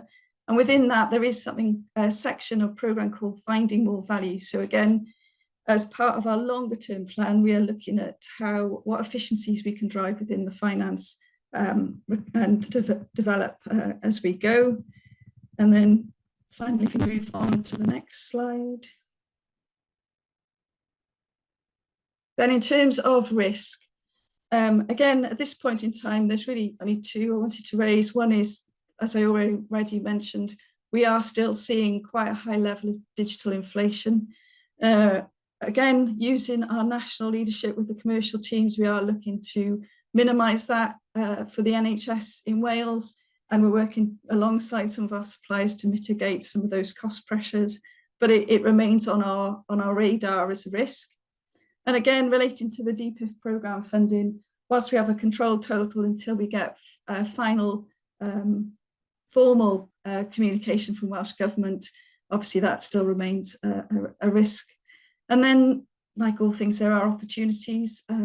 We are working alongside Welsh Government on a sustainable funding, looking at how we transition some of our programmes and what that means for DHEW. I hate saying this one because I know Simon's going to read it anyway, but the VAT recovery for Microsoft, we are still working our way with the HMRC holding our hands. It's gone to their internal policy team, but I know Welsh Government are working with us to understand what our position is on that going forward. And finally, I presented to you alongside our short-term initiatives and our efficiencies, we are looking at what our finding more value will mean for our longer term building our future. So our final slide then is to say, please, I would be grateful if you note where we are in terms of the pre-audit results for 23-24 and the annual account delivery timeline, but also to note the financial position as at the first month of the year and the forecast that we will achieve our targets for 2024-25. Thank you, Chair. Thanks, Claire. Can I just ask one question? You had a date for the board sign off of the annual accounts, which I think was the 9th of July. But the board meeting in July is the 20-something, the 25th. Will be that be the meeting it comes to? Does that allow enough time? Yeah, if you notice, I put to be confirmed. You're right. At the time that the slides were done, we were looking to see if we would do it before that. That would still be in time for the 31st of July requirement for Welsh Government. Thank you, David. Thanks, Simon. Thanks, Claire. Very clear as always. I've got two questions. First, around the savings, which are largely coming from vacancies. We've seen through the DPIF budget allocation some reduction in spend on some of our programs, which propped up at the Programme Delivery Committee. Can you sort of speak to whether we've got whether those things match out? So we've got vacancies, but we've also got programs that are slowing down. Are those two things matching, or have we got a mismatch between where the vacancies sit and the programs that are currently reducing their spend? As first question. And the second one is, given the general sense of everything's a bit tight this year, likely to be tight next year, our opportunity to get to a sustainable funding model, have you got, how much confidence have we got that we'll be able to sort of break the logjam and get to a position where we've got the required funding to deliver more value into the system? Yeah, okay, so I'll take the first one then. So the DPIF reductions are already built into our budget allocation. So the 6 million, I think it was in DPIF, is already, the 28 million is what the budgets that we've delegated to. In terms of the level of savings, does it correlate? Actually, it's mixed. There are some key vacancies within the core allocation that we are looking to recruit to, and we have plans to do that. So that's in progress. There are some vacancies in the DPIF allocation, but together with Ivan, we're working through how to optimise our funded position within those programmes. But the allocation that we got from Welsh Government was such that it would cover all current vacancy, all current committed spend in the pay area. So that covers that, I hope. In terms of the sustainable funding position, there's a couple of things here. There is a question about what does the new operating model for DHEW look like, and what does that cost mean, which we are working through as part of that, finding our value as to, once we know what the new architecture looks like and the new operating structure, what does that cost out and mean? And is it cost neutral? Is there cost reduction or cost pressure? So we're working on that. The other bit is in relation to the programs that are in the pipeline. And that's more about how do we sustain, how do we support those for their total life? That's the piece of work where we've done a couple of business cases to equate what does translating those programs into products, in effect, what does that look like, and what's those funding arrangements? And we are in the process of finalising some of those business cases to present to Welsh Government, and then we'll have a stronger idea as to their appetite or ability, or to do, if I'm honest, to fund that. But to do that, we also have to demonstrate the value those digital programmes are generating. And to be fair, together with Ivan and the team and the programmes office, they've done a very detailed piece of work alongside that, which shows the value and difference those programmes are making. So that's another piece of work that we are in progress. And at some point, I'm sure we'll share that with the board. Thank you, Claire.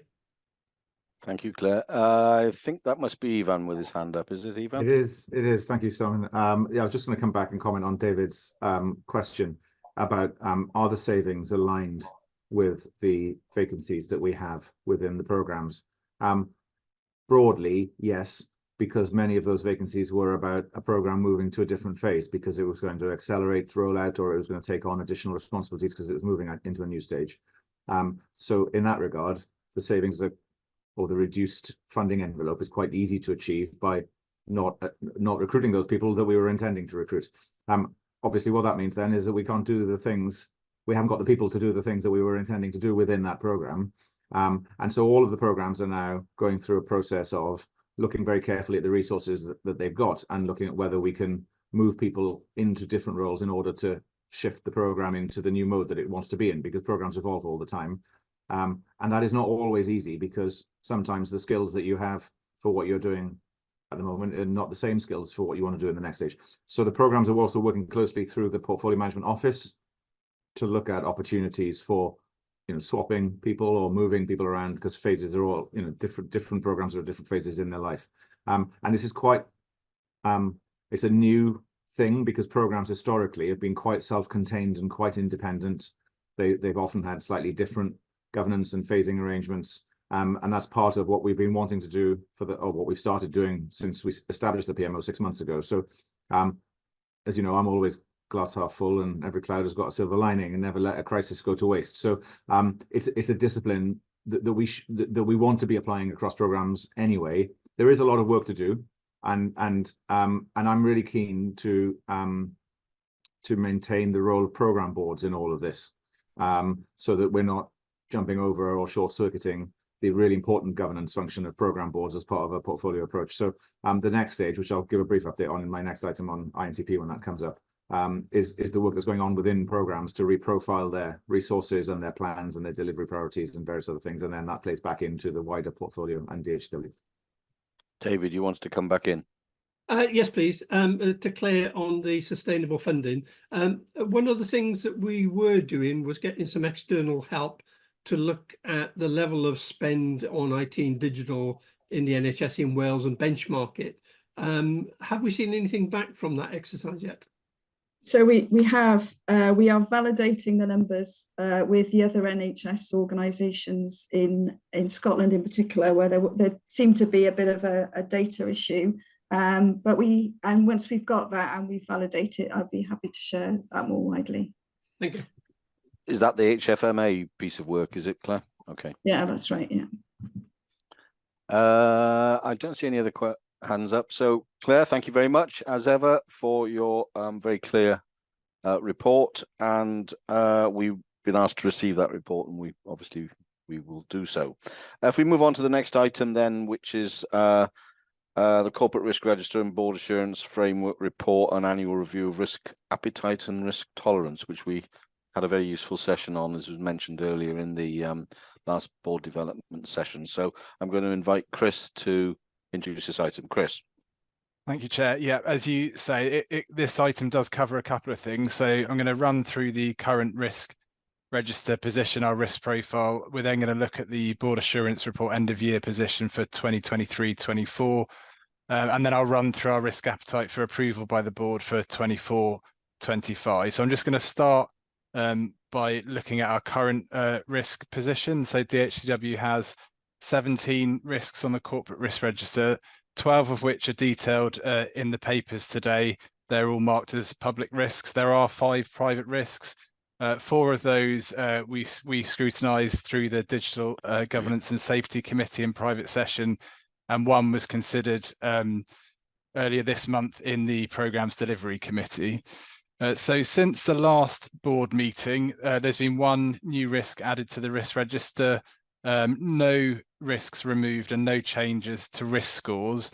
So I'm asking board members to note the new risk, which is DHCW 0335, Service Catalogue Agile Process. And I'm going to ask in a moment Sam Lloyd just to comment on that one, as he's the exec lead for that. There's 2 others that I did want to bring to the board's attention. So after Sam's commented on that, which was 0332 Sustainable Programme Funding.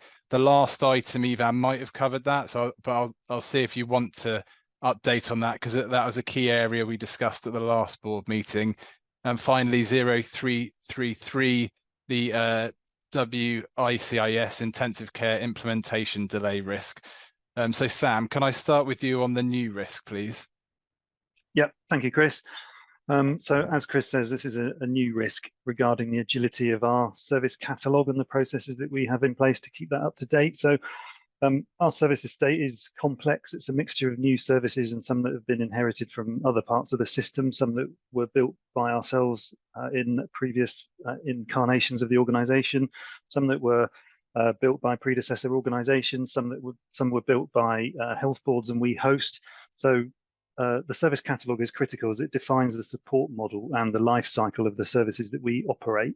And as services develop and pass through that life cycle, then their support requirements can change. So over time, a service can become more or less critical, and that's not always visible unless those changes are reflected in the service catalogue. We've potentially got a lot of service changes coming up as we look to retire legacy services. We modernise core parts of our architecture. We're rapidly building some new services such as the Dental Access Portal, which have got the potential to quickly become critical.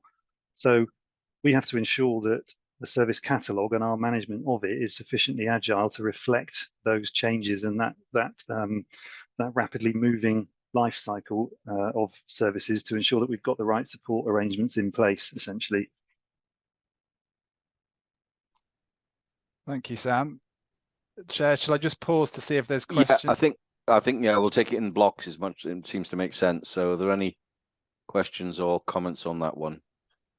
If not, move on, Chris. And then when you've completed the risk register bit, we'll sign that off as a board and then move on to the next bit. Yeah.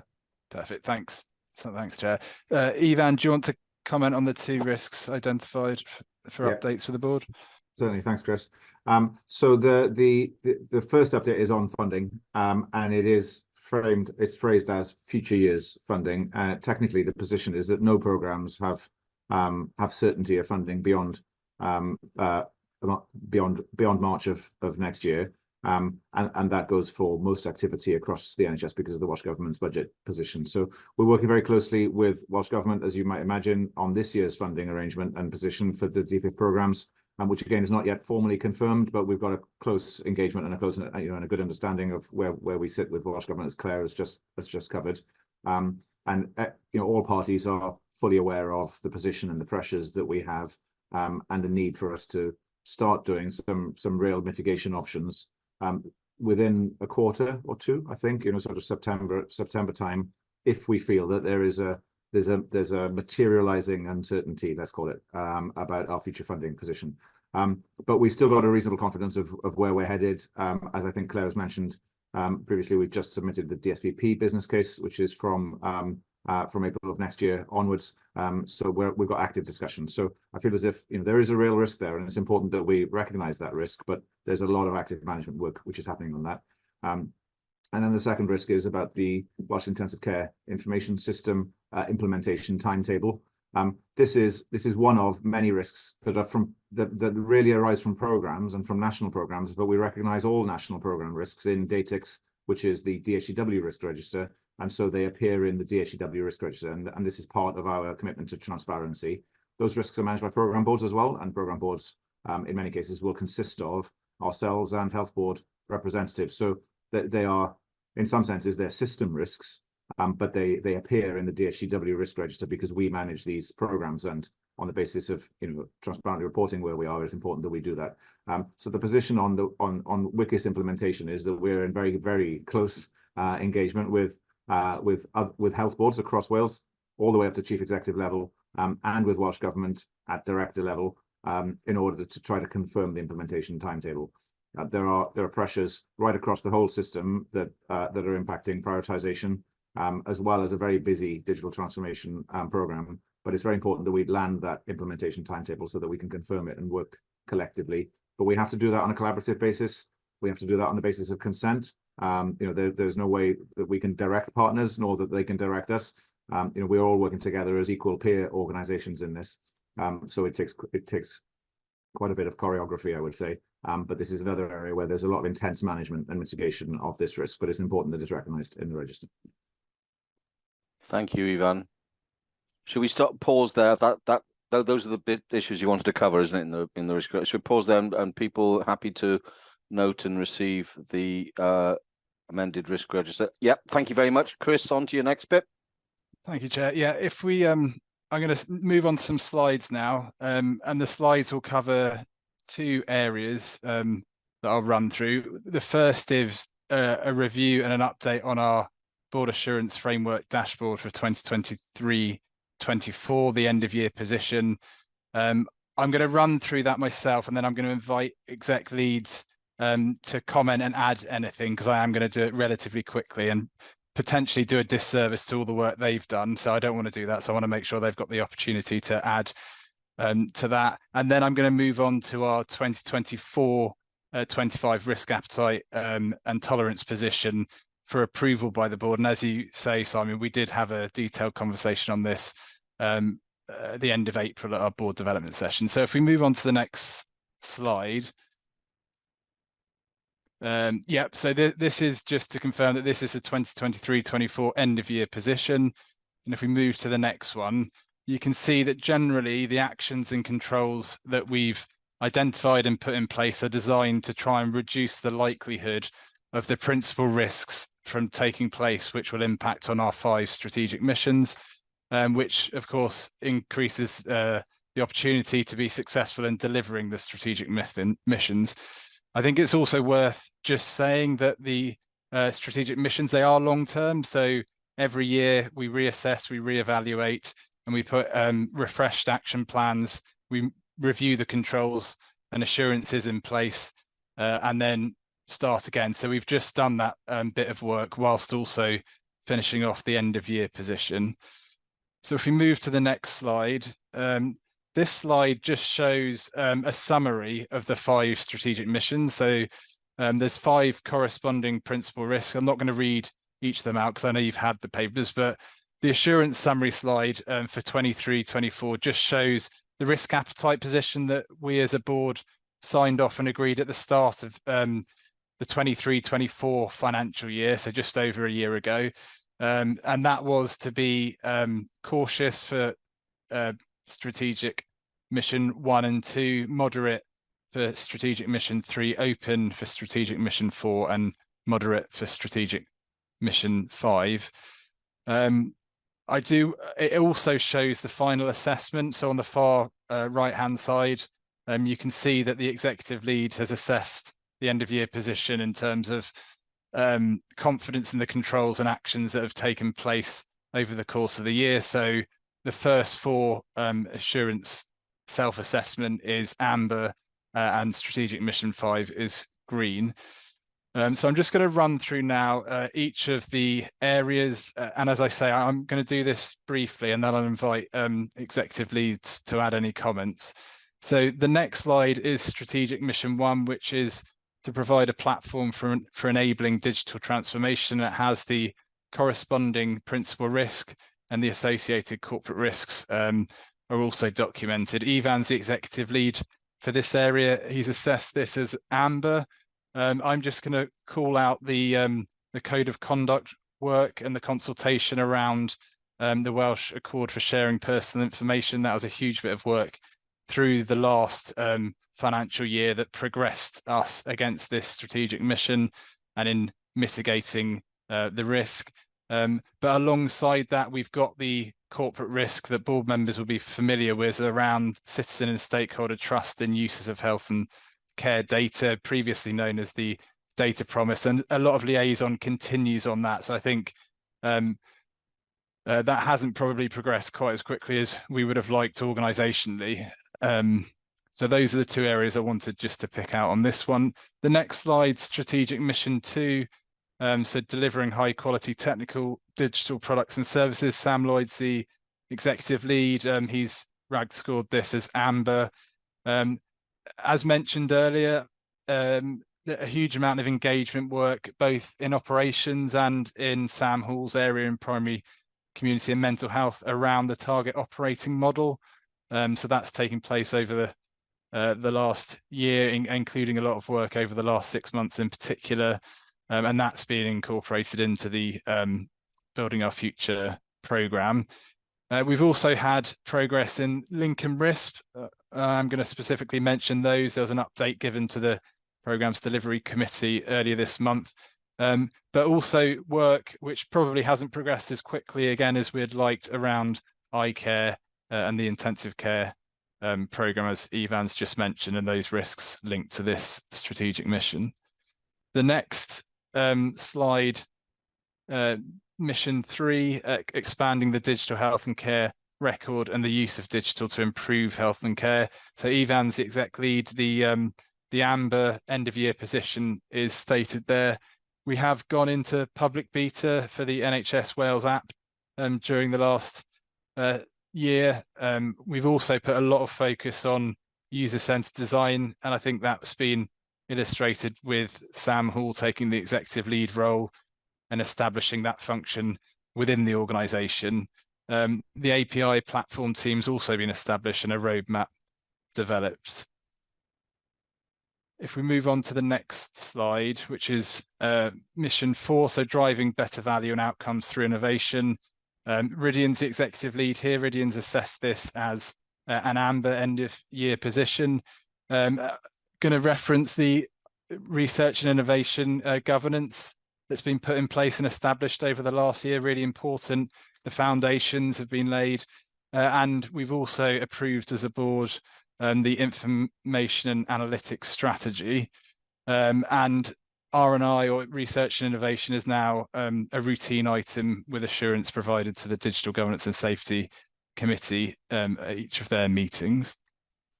And the final strategic mission is Strategic Mission 5, to be the trusted strategic partner and high quality, inclusive and ambitious organisation. So Claire's the executive lead. This one's been RAG scored as green in terms of end of year position. We've responded to the NHS Wales financial challenges during the course of the year, having additional financial savings being placed on us as an organisation, and delivered those during this financial year. There's also been significant progress, I think, against the Digital Inclusion Charter and the action plan linked to that. And we have signed off and approved as a board our Wellbeing and Future Generations Act, our statement and our objectives, our wellbeing objectives. The PMO, as Ivan referenced earlier, has been established about 6 months ago, and the benefits framework progressed and developed. So I'm going to pause there before I move on to the 2024-25 risk appetite position, and just invite any of the executive leads to comment, because there is a lot that goes in to the BAF. There's a lot that sits behind this in terms of controls, actions and assurances. So I don't want to miss anything if there's anything pertinent that needs to be pulled out. Okay, because slides are up, I can only see 6 tiles. So you go on, Claire. So as the only green, but I would say we had an awful lot of discussion on the rating around the RAG status with Mission 5, because it's so diverse in the level of activities, but also in the level of deliverables that we've done, from the financing to the pods, a lot of the pod policies and delivering, but equally on the sustainability front, the well-being front, the quality front, and the business continuity, and many more. So I think what I would say, that I know that when we review this as a team, Beth, who leads the risk analysis, pulls her hair out, because we have such a diverse range of opinions and views. So, but I do feel confident that the action plan and mitigations that we've done as a collective under Mission 5 would enable us to feel confident around the RAG rating. But I just want to say, you know, to assure the board really that reviewing our RAG rating and our deliverables is an interactive and an interesting debate in Mission 5, given its diversity. But they all were confident in the RAG rating that we finally agreed on. Thank you, Claire. Ruth. Thanks, Claire. I think Mission 5 is probably going to be the one that is most impacted by the Building Our Future programme. So really, I'm just interested in your reflections on how you're building the review from that, because I'd imagine that overall our risk appetite is going to be massively impacted as well as we move forwards through the programme. And I think, to note your comment, what none of this, amazing slides though they are, actually captures is the kind of depth of insight and the work that goes on underneath this across the teams, and then right up to board level where we have those discussions. So I think I just wanted to acknowledge that point as well. Thank you. Thank you, Ruth. Do you want me to respond to that? Go on, and then I'll bring Rowan in. Yeah, so I think the Build the Future programme will actually pinpoint, because a lot of the actions and mitigations are planned. The Building Our Future programme is the delivery of those plans, and it will centre it around the organisation's purpose. So I think you're right. I think this will become more relevant, and actually we'll have a broader debate and the other missions validating our thinking in terms of some of the deliverables. Yeah, thanks, Ruth. And Rowan. Oh, your sound is off, Rowan. It's weird. No.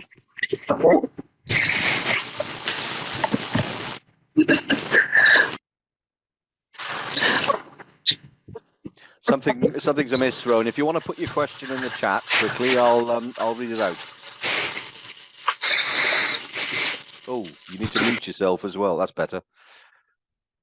Anyone else? Well, just wait a moment for Rowan to so I can pick it up. Okay, she says move on. Okay. Any other questions or comments? Okay, Chris, we need to receive this report, don't we? And then yeah, Simon, just a couple of slides. I think Hannah took them down a few early just to okay, sorry, to allow that discussion and see the hand. So thank you, Hannah. The just going to recap, and board members will be familiar with some of this from the board development session, but the important for us that we just review and formally approve our risk appetite position going in to 24-25. So the next slide just shows our risk appetite statement.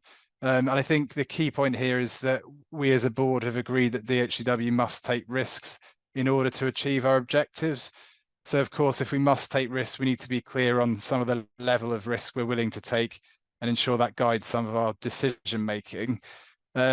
On the right, the diagram on the right on this slide just highlights where we're saying in our operational domains, we will be cautious, averse, moderate or open. We haven't got any domains that are hungry in terms of risk appetite, and hungry being that you essentially will take any and all risks. So we are adverse in terms of compliance, information storing and maintaining, and citizen safety, cautious around reputation, finance, safety and well-being, service delivery and information access and sharing, moderate around corporate social responsibility, and open in terms of development of our services. And the next slide just shows that in a slightly different way, with the articulated statement alongside it, which will help use to communicate the position around the operational domains. The next slide is our 2024-25 risk appetite position as they relate to our principal risks and strategic missions. And there is a change that you would have noted. So I'm just going to summarize some of the discussion from the board development day, because there was a lot of debate and engagement. So really constructive. We did get into use of terminology, with the consensus being to retain use of the word cautious. We talked about protect and whether that could be used. We talked about the environmental context and the changes that we've seen over the past 12 months and some of the changes that we're likely to see internally and externally over the next 12 to 24 months as an organisation, and how that might impact us, how that might impact our decision making and risk appetite, as Ruth mentioned earlier. We didn't make any changes to the or propose any changes to the operational domains, but we did and we did also talk at length around mission 5 and discuss the risk appetite for this mission. We ended up I think agreeing that it should remain at moderate to reflect the diversity of the mission, as Claire mentioned earlier, and that it does cover a number of things, and this is probably overall a balanced position, recognizing there will be nuance within it. Where we spent a fair bit of time though, where the change has taken place, we discussed the risk appetite relating to strategic mission 2, and this has changed from cautious as it was last financial year to moderate going into this financial year. So if approved by the board, this will be something that's different, and we would have to communicate that organisationally. The discussion was around ensuring that we're moderate to allow a willingness to move at pace with new products and services. But I will, Simon, if it's okay, just invite Sam Lloyd to comment on this. He is the strategic mission lead on this one, and I think has done some reflections on the risk appetite for this mission since the board development. Okay, Sam. Thank you, Chris. Yeah, so mission 2 is around delivering high quality digital products and services. We've talked a bit this morning already about the needing to become more agile as an organisation and better able to react quickly to changing demands. We've also talked about our transition to a new operating model. And I think mission 2 is where some of those changes will start to really bear fruit, because this is where this is the engine room of our building of services. So changing this risk appetite in this space, I think, reflects our need to adapt and be prepared to move faster in the realm of building new services, we know that we've got some legacy in this space, and we've talked about the architecture and the transformation plans that we've got there as well. So we need to be able to move faster, build new services more quickly, and effectively deliver value earlier, and that requires a slight change to our risk appetite. But just to be clear, this doesn't affect the way in which we'll be managing existing live services. We'll continue to obviously treat those as critical where necessary and manage them very carefully. Thank you, Sam. So, Chair, that concludes the slides I wanted to go through. Just wanted to thank the board for the engagement at the last board development session on this topic. It is really important for us organisationally, and having that debate and challenge is really helpful for us. So I am asking the board to approve our risk appetite position for 2024-25. If approved, we will then do some proactive communication of that and of the changes across the organisation to ensure we try and embed it into the culture and try and make sure it affects and impacts the decisions and how we make decisions organisationally. Happy to take questions, Chair, but just to conclude on that. I think we do also need to formally receive the BAF report, which we didn't do. So people happy to do that. Okay, any questions on the 24-25 risk appetite that we have had discussions on? Okay, and now we need to formally approve that. People happy to formally approve that? Great, thank you very much. We will take one more item before we break for lunch, I think, because again, we're a little bit ahead. And I have alerted Ivan. So it will take item 6.3, the IMTP 24-25 to 26-27 update. Ivan. Diolch yn fawr iawn, Simon. Felly bydd aelodau yn gyfarwydd rwy'n siŵr gyda'r IMTP. Gyda ni sgwrs manwl yn y cyfarfod diwethaf wrth bod ni, neu wrth bod y bwrdd yn cymeradwyo yr IMTP ar gyfer y blynyddoedd yma, y 2 mlynedd nesaf, a mae'r adroddiad yma ar y mis cyntaf lan i ddiwedd mis Ebrill. Felly mae yna dim ond 3 peth dwi eisiau amlygu o ran beth sydd wedi digwydd. Y cyntaf yw y broses ffurfiol ein trafodaethau ni gyda'r Llywodraeth. Ni wedi cyflwyno'r IMTP i'r Llywodraeth. Mae'r Llywodraeth wedyn yn cyfarfod gyda ni yn ffurfiol ac yn anffurfiol, a mi fyddwn nhw maes o law yn rhoi adborth i ni ar yr IMTP.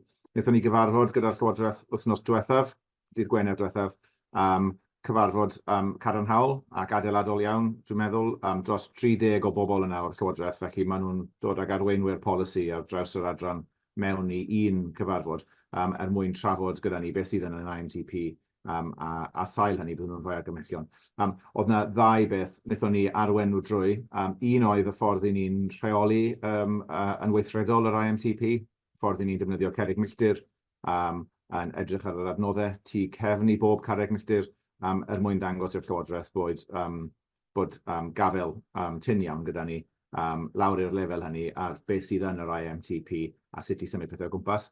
A'r ail beth oedd pwysigrwydd neu yr angen i flaenoriaethu o fewn yr adnoddau sydd gyda ni. Felly mae'r Llywodraeth yn rhoi adnoddau penodol i ni, a wedyn trwy'r IMTP ni'n cytuno ar beth i ni'n mynd i gyflawni yn erbyn yr adnoddau hynny, a beth sy'n dueddol o ddigwydd yn y broses yma gyda'r Llywodraeth, a wi wedi bod ar y 2 ochr yn ystod fy ngarfa, yw mi fydd arweinwyr polisi yn gofyn am ragor. Bydden nhw eisiau blaenoriaethau ychwanegol, mi fydden nhw eisiau gweld gweithredu ychwanegol a cyflawni ychwanegol. A ni'n cael sgwrs positif, adeiladol ac onest ynglyn â'r angen i atal neu arafu rhywbeth arall os ydyn ni eisiau rhoi mwy i mewn i'r IMTP, hynny yw bod yn anodd jyst ychwanegu rhagor. Felly mae broses yna'n mynd yn ei flaen. Ni'n edrych ymlaen i glywed adborth oddi wrth y Llywodraeth a bwrw ymlaen i gael i seil bendith nhw ar yr IMTP. Tra bod hynna'n digwydd, mae 2 beth arall hefyd yn digwydd. Ni wedi cyfeirio atyn nhw yn y cyfarfod heddiw. Un yw'r gwaith o fewn y rhaglenni DPIF yn dilyn yn newid yn yr arian. Yn arbennig y rhai mwyaf sydd wedi cael toriad mwy sylweddol, felly rhaglen NDA, y rhaglen moddion a y rhaglen mamolaeth. Maen nhw yn edrych ar yr adnoddau a'r cynllun gwaith sydd gyda nhw.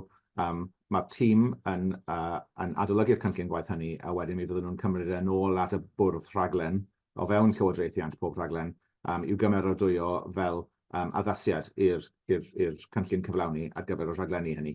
A wedyn, tra bod hynna'n mynd ymlaen, ochr yn ochr ag rydyn ni ar draws DHDW yn defnyddio y grŵp o'r enw PPMG sydd yn adolygu yr holl cerrig milltir sydd gyda ni.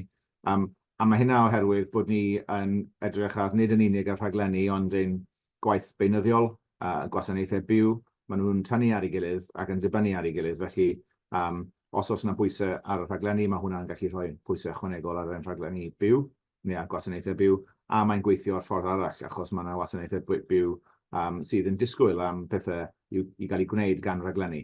Felly, er mwyn dal hwnna i gyd at ei gilydd, mae'r grŵp yna wedi bod yn cyfarfod yn fwy aml dros fel arfer mae'n cyfarfod yn fusol, ond wedi bod yn cyfarfod yn fwy aml trwy'r mis Ebrill a mis Mai, mwyn bod ni yn gallu defnyddio'r broses hynny o gerrig milltir i gael eglirdebau wedyn rheoli trwy'r flwyddyn.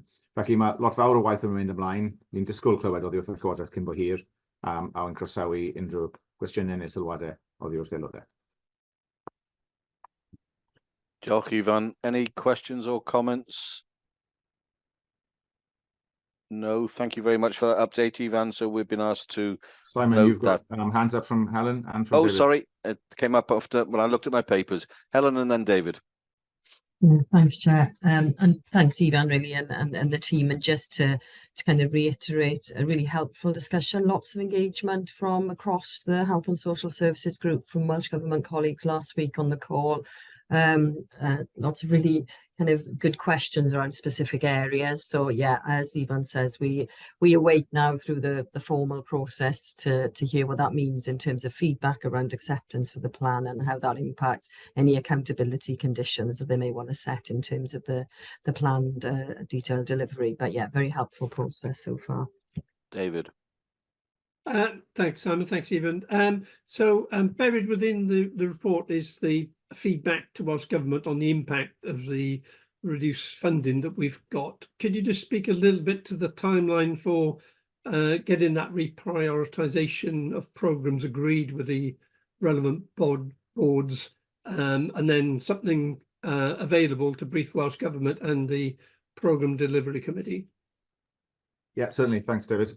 So each of the programme teams has done an assessment of impact in two different ways. One is by pulling together the delivery milestones within each programme scope and assessing impact upon those delivery milestones, usually framed in terms of a delay of a quarter or 2 quarters. There are very few that are being stopped. Most of them are just being slowed, if you like, in order to maintain the integrity of the delivery roadmap. And then there was also an exercise to assess the outcomes impact or the benefits impact as a consequence of the delay in those milestones. The programme teams have been working on that since April, so they're coming to the end of that process. In some cases, there's quite a lot of stakeholder engagement. Several of our programmes are multi-party programmes. So the NDR, for example, met last week in a workshop with health boards because it's a sort of a consolidated programme between ourselves and health boards, and a large proportion of the funding goes to health boards. And then those, I've asked that those go back to programme boards for their June meetings. Nearly all programme boards meet monthly, not all, some meet bi-monthly. But we're looking to try to get through that in June, because I want to be able to have confirmed if this is what I'm aiming for as a target. But it's subject to the programme governance. And so, it depends on I work closely with the programme chairs for each programme, for example. But I'm aiming to have that work completed by the end of June, which means it'll be done in Q1. Then we'll be able to report that up to the Portfolio Management Board and up to the Programmes Delivery Committee, and they will be formally approved, revised delivery programme delivery plans for each of those programmes. And the programme boards will then be assessing their delivery confidence against those revised plans, not against the original ones. Yep. And as we discussed at the PDC, we should then see a change in the RAG ratings, because currently they're self-assessing against the existing programme plan, which predates the changes in funding. Thank you. Thank you, Ifan. Anyone else? No. Said earlier, we asked to note this report. I'm sure we're happy to do it. I've got a feeling if we carried on, we'd finish by 1:15. Are people happy to do that, or would you like to take a lunch break? Okay, I thought I'd get the thumbs up. Okay, so if we move on then and move on to the next item, the Integrated Organisational Performance Report, and I'll ask Claire to introduce this item. Thank you, Chair. This is going to be a team effort, so I'm going to bring some of my colleagues in to comment on their performance over the last month or so. So April, the first month in a new financial year, and DHEW was busy with the start of its plan, which has over 500 milestones and a confirmed budget now of 168 million. And obviously our current headcount stands at over 1,268 people. So during the month, if you look at it in relation through the mindset of our missions, which is what is detailed in the portfolio reports, obviously our organisational performance report is also attached, which shows you our KPIs and our dashboard. If you look at our dashboard, actually it was predominantly green. There were 2 ambers which related to quality, which is me, but also pod, and there was 1 red, which is an amber which relates to operations. And I'll pick those points up as we go through the section. So in mission 1 and mission 2, which is providing a platform for enabling digital transformation, but also delivering those high quality products and performances. If you look at our performance during the months, we've made some real progress on APIs, and we've also looked at the proof of concept for the integration hub. We've also making progress on our SEAM procurement and implementation, but we've also undertaken and finalising our work in relation to the data centre move, and I'll bring Sam in a second. So that obviously had some implications in terms of some of our major incidents during the month. But again, if you look at and analyse those were predominantly around the Welsh Nursing Care records. So I'll hand over now to Sam if you wanted to add anything in relation to our operational performance in relation to missions 1 and 2. Thank you, Claire. A couple of things just to highlight. So the operational, so the service availability remains high. So we were at nearly 99.97%, which is above our target. And it has been consistently since, well, throughout the course of this calendar year. And generally we're well above that target on average. We have, as Claire mentioned, had a relatively high number of incidents in this reporting period. Most notably were 3 with the Welsh Nursing Care record. So we have done some background analysis on that to understand whether there was a common theme, and there was. It was to do with some the way in which that system was accessing its underlying database, and there's a change that's been made and pushed out in the latest release, which has now fixed that problem. So that should go away. As Claire mentioned, the data center move is progressing well. We are on track to complete by the end of June. There's a slight error in the report because it says that we should complete by May, but June is the target, and we are on target to do so. I would like to take this opportunity to say thank you to the teams that have been working on that. There's a huge amount of work that's gone into this over a number of months, with many people working long hours and weekends to make this possible. And after a couple of teething problems at the end of the last calendar year, we've now moved forward very well, and we're on solid ground with that work. So we're on target to deliver. So a good opportunity to say a thank you on that. Just to highlight also that we have responded to the dental access portal requirements, and we're working very hard now to pull together an MVP for that. We had some glowing feedback from the Chief Dental Officer yesterday on this, so we're pleased with the progress that's being made, and we are expecting to have that released as a minimum viable product on the 12th of June. Thanks, Sam. And within that mission, the other areas of note during the month was also some great work in primary care and mental health, not only adapting to changes in commercial arrangements in the market, but also in the preparations for the Connecting Care business case, and also with putting the final touches to a way forward for the digital eye care programme. So I'll move on to the next section, which is mission 3. And again, here we've made great progress in the NHS app during the month under the programme of digital services for patient and public. And also in mission 4, in relation to some of the outcomes in relation to innovation, there is also work that we are collaborating with the UK Research and Innovation Grant to develop an AI model to code and unstructure NHS clinical data. So again, some great work in that space during the month. And finally, to mission 5. Claire, could you just mute yourself and unmute yourself with this? We're getting quite a lot of feedback on your sound feed. So maybe just mute yourself and unmute yourself and see if that fixes it. Go on. Can you hear me now? No. No. Okay, we'll have to tolerate it. It's not too bad. We can hear you, but it's we're getting better.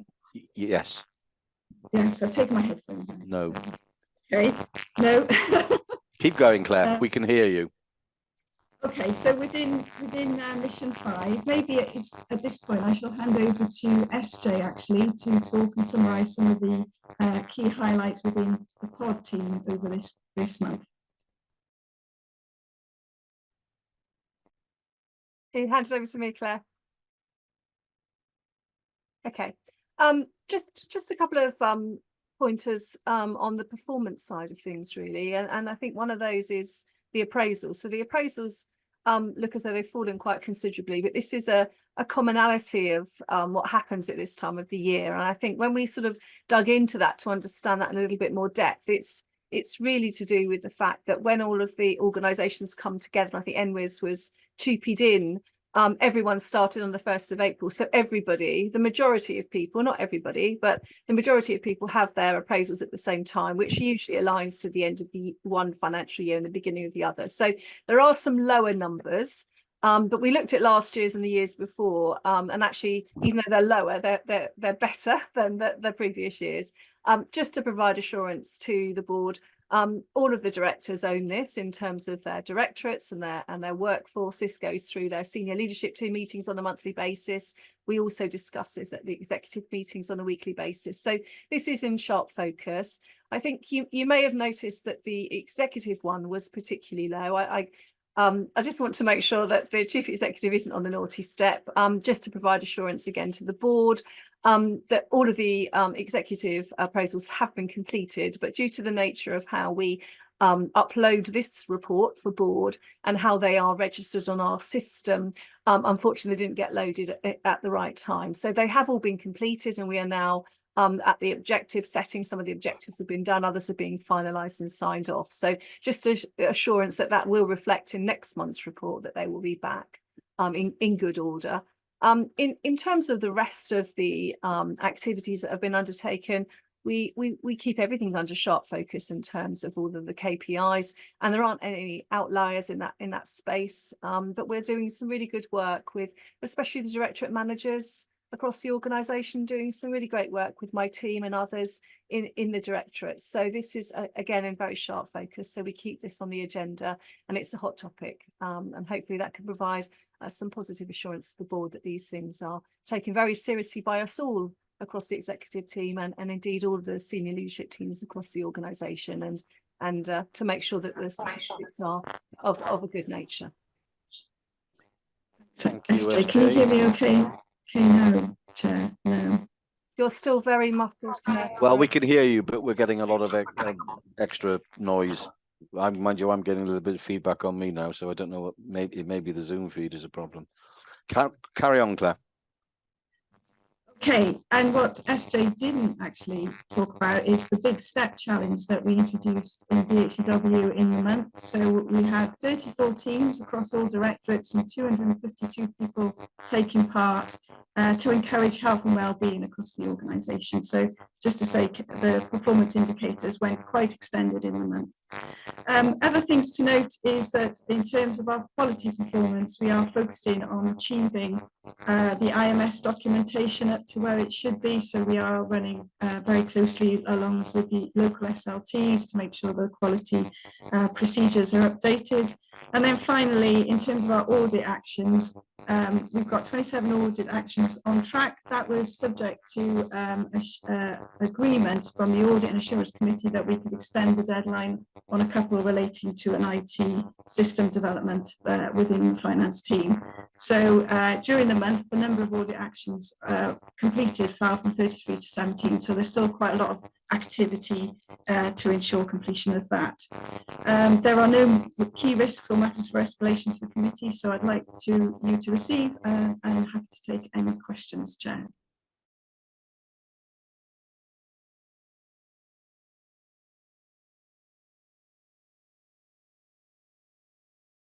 I was on mute. That's because they muted me out there.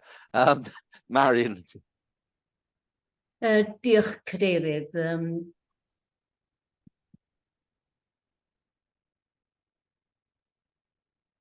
Mae'n ddrwg gen i am hynna. Gai diolch i Claire am ei chyflwyniad hynod gynhwysfawr. Gai godi cwestiwn ynglyn â'r app yr NHS. Rwy'n ni'n ymwybodol bod ni'n dal yn nghanol cyfnod bita cyhoeddus, cyfnod arbrofol sydd wedi neilltuo i drio datrys unrhyw bugs neu broblemau sy'n ymwneud â'r app. Braf gweld bod nifer y cwynion ynglyn â'r broses neu ynglyn â'r app fel y gymai ar hyn o bryd wedi lleihau. Ond mae'n amlwg bod yna issues ac o'n i'n sylwi yn un o'n papurau cenedlaethol bod yna lythyrau yn nodi rhwystredigaeth ynglyn â'r app fel y gymai ar hyn o bryd. Cwestiwn ydy o, ydyn ni'n gwneud o'n gwbl glir nag ydy'r app bellach wedi cwblhau'r broses arbrofol a bod ni'n dal yn trio canfod a datrys unrhyw broblemau. Mae'n gwestiwn o handlo sydd yn ni'n ymateb i'r cwynion yma. A cwestiwn ydy o, ydyn ni bod yn ddigon clir ynglyn â pa gyfnod ydy yno fo wrth ryddhau'r app? Diolch. And if I can add to that, Marion, I'm also concerned that we make it clear that functionality, for example, my GP practice doesn't offer appointment booking through the app, is a responsibility of the GP practice and it's not to do with the app. And also make it clear that, you know, I think the reference, one of the things you referred to is in that article is what other functions there might be, and what other functions there might be is very much dependent on what funding we get to add functions. So I think we do need a clarity of communications around what is us and what is out with our control currently. Marilyn and then Ivan. Do you want me to come and respond to? Go on, then you respond to that, and then I'll bring Marilyn in. Sure, thanks. I listened to Marilyn in English, which is quite strange, but that's because Ridin and I are sharing a laptop. So I'll reply in English as well, weird though that feels to me. We've not done a huge amount of promotional campaigning around the app to say, you know, to push an understanding of it being still in a public beta phase. It is included when we respond to, you know, if there are individual inquiries and individual complaints as they come in, then we help people to understand what a public beta phase is, and there's a narrative around that. But we haven't strongly promoted anything around the app. And the second bit is that there are many partners and parties to the features that a patient would see in their app. It depends on what is enabled by their GP. It depends to some extent as well on whether their GP is using a Cegedim or a EMIS practice, and whether they still have access to My Health Online, which some people will and some people won't. So it's quite confusing. So we're responding to that in two ways. One is that we are coordinating and carefully monitoring the feedback and the issues that are arising. So we do that through the app itself, using a piece of software called Qualtrics, which takes feedback within the app, and we get thousands of questions and thousands of comments and feedback queries, all digital, all through the app, which we're able, all in text, which means that we can then analyze those to understand areas which are causing friction for users. And then we've also got we've established a service desk within DHCW to which we route incoming calls. Now, and I just want to emphasize, I'm not for a moment saying that the numbers are so small we shouldn't worry about them. We are absolutely worrying about them, which is why we've set up a service desk But currently, we're loading about 1,000 new users per day, roughly about 1,000 per users, up to 1,000 or certainly 5,000 new users a week. And the number of calls coming into those desks are around, they're fluctuating between 30 and 50 per week coming in. So yes, there are issues, and we're taking the issues very, very seriously, and we're looking to resolve those, particularly where we can see systemic technical issues and glitches in the system. And we're working very closely with our software partners like EMIS GP Systems, for example, to resolve those as quickly as we can. The second thing that we're doing is we're working with Welsh Government on when to run a public comms campaign. It's still a modest comms campaign, so it's tens of thousands of pounds that we're proposing to invest in this, not hundreds of thousands or millions of pounds. But that will signal that the app is moving out of the beta phase and into more of, or moving closer to, or all the way into live deployment. But to get there, there are a couple of things that we want to provide the government with assurance on, the minister specifically, and that we need to still iron out. There's one is a technical issue about identity verification, and the second is about trying to be able to provide a consistent offer to the public across Wales about what they can expect to get from their GP, and currently that will vary GP by GP. So there's a couple of key things that we want to work with, all focused towards clean comms, providing people with as much certainty as we possibly can. In the meantime, though, we're keeping a very, very close eye. We're taking daily and weekly reports on the incoming calls to try to stay on top of it, and have a grip and respond to users' concerns as they come through. I hope that's helpful. It was quite a comprehensive answer, but clearly the app is really important, and the bigger picture is that numbers are, they're really ramping up. We passed 200,000 users about 2 weeks ago, so they are moving very quickly, even in the absence of a comms campaign. Thank you, Ivan. Marilyn. Yes, thank you for that comprehensive feedback. One of the things I wanted to say was that if this was something that was highlighted to board before, because I know it's something that I brought up previously about us having responding to queries. So I'm really pleased that we've set up the help desk around that. And I think that one of the issues around this particular area, and I think it's something we've discussed before, is us not having direct contact with citizens and them not realising where our responsibility stops and the GP practice takes over. So I think, like you said, I'm really heartened to for you to say that in the future there's going to be some comms around that, because I think that'll iron out a lot of issues and a lot of perhaps sometimes misinformation, because with my other hat I hear things in the community, so sometimes it's people not understanding what it can and can't do. And I think so sometimes there's criticism around things that it won't be able to do anyway. So I think the comms will really make that clear to people in the future. So Chuck and Val, thank you for that. Yeah. Thanks, Marilyn. Claire, did you want to come back on anything else? Or have you? No? Okay. Any other comments or observations, questions? No? Okay, so we've been asked to receive the performance report, which I'm sure we are happy to do. Thank you very much. If we move on then to some highlight reports for committees that have occurred since the last public board meeting. And the first one is the Audit and Assurance Committee. And if I could ask Marion Wynne-Jones to present any highlights from that committee meeting she would like to present. Diolch Cadeirydd, a mae'n bleser gen I gyflwyno yr adroddiad o'r Pwyllgor Archwilio a Gynhaliwyd ar Ebrill yr 15. Gaethon ni 2 adroddiad archwilio mewnol, y cyntaf ar reoli rhaglenni, a braf dweud bod ni wedi cael dyfarniad rhesymol, sicrwydd rhesymol, oedd yn braf I weld. A mi oedd yr ail archwiliad mewnol yn ymwneud â'r rhaglen ddigidol ar ofal llygad. Adolygiad cadarnhaol yn cadarnhau bod y broses yn ei le wrth I ni fabwysiadu'r rhaglen yma gan Bwrdd Iechyd Caerdydd ar Bro, i'n galluogi ni I sefydlu statws y rhaglen wrth I ni gymryd drosodd y rhaglen hon. Ac yn ola, gai just dynnu sylw y bwrdd at 2 enghraifft o fethu cydymffurfio ar cyfarwyddyd ariannol sefydlog.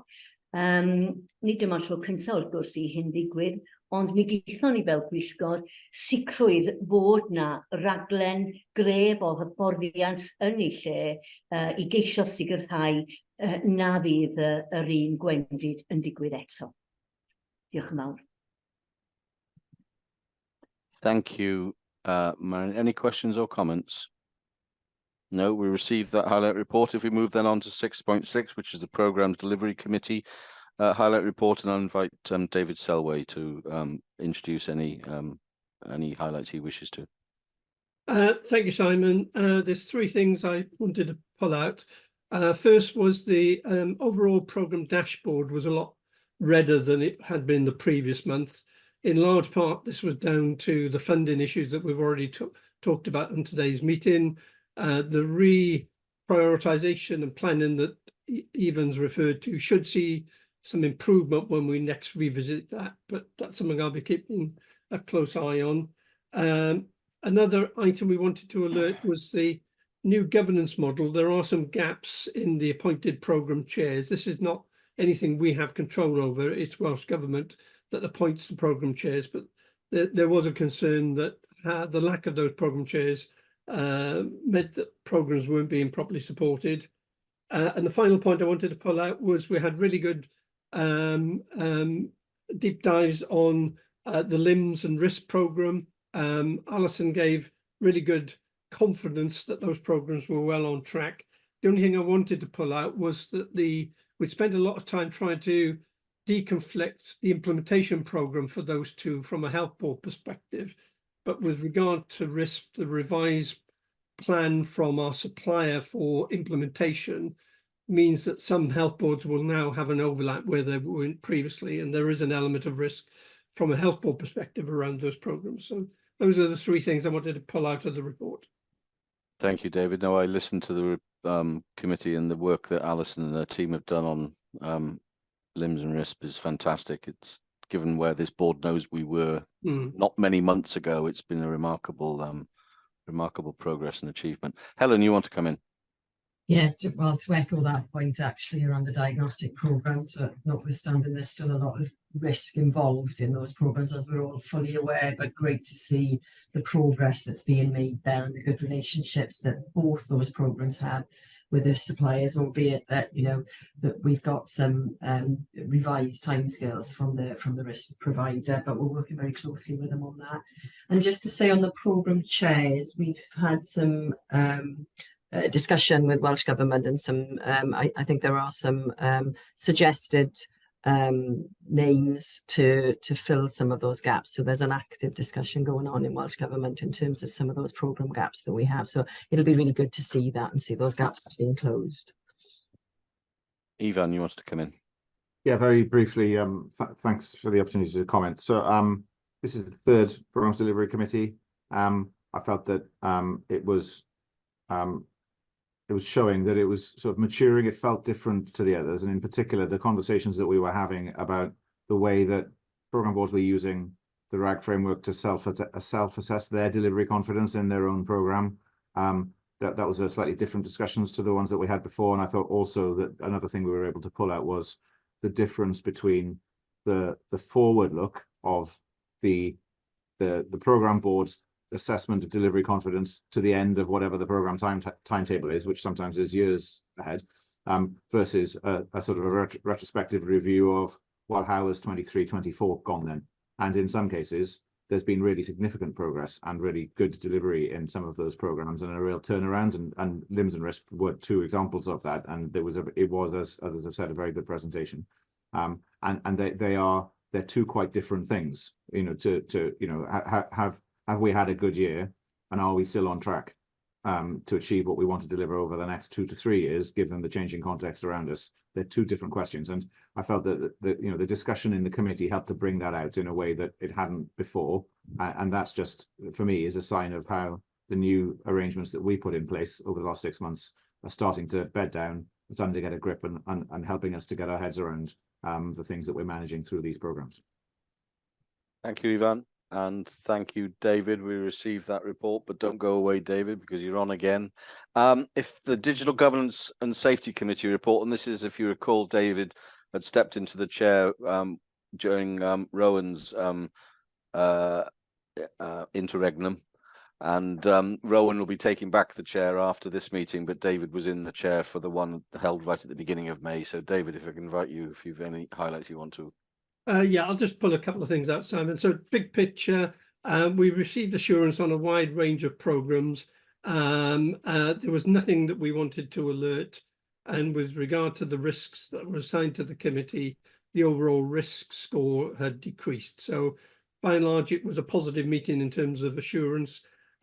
We did do 2 deep dives, which is the thing I wanted to pull out, around the development of the IG toolkit and the ongoing development of our data protection officer support service for primary care. We had really good sessions on both of those. There's some excellent work that the organisation's been doing in both of those areas. And I just wanted to take the opportunity to raise that up to the board to say we'd received that and we're really pleased with the work that's been done in both of those areas. Right, and Rowan. Rowan. Sorry, David, go on. Yeah, Rowan was attending. Yeah, I know. I just stop to see if Rowan wants to add anything. I think the only thing I would say, David, is one of the things that really struck me was the clarity in the committee's business that has come from splitting out the DG&S agenda from the programme board. And I think, you know, just in terms of overall sort of assurance across the organisation, I think that's going to be a really good thing. And you know, clearly, yeah, that was really apparent in this committee meeting, and we had some really good discussions, particularly in the private session, which were really good to do. Thank you, Rowan. Helen? Yeah, I just wanted to echo what David had to say about the IG toolkit work and the DPO, the Data Protection Office, that we provide to primary care services. And some of that work goes kind of under the wire, doesn't it? It's all the stuff that keeps us safe and all the stuff that supports the service to be able to provide the assurance that we are doing things as a system in the right way when we're handling patient data. So just to say a well done to the team, really, our IG team there, and not just that, they're expanding that service, and it's, you know, it's funding itself through the, you know, it's created a level of credibility and reputation out there to services to say that more primary care services want to access that kind of expert DPO service that we provide, and to have that support in terms of the IG toolkit completion for Wales. So just I was lucky enough to Sam Lloyd yesterday to have a bit of a deep dive into the work that they're doing, and it's just tremendous, really, the way that is kind of, you know, is improving constantly and constantly doing that work to ensure that everyone is aware of their responsibilities and are aware of how they need to assure the fact that they are, you know, meeting those responsibilities under data protection. Thank you, Chair.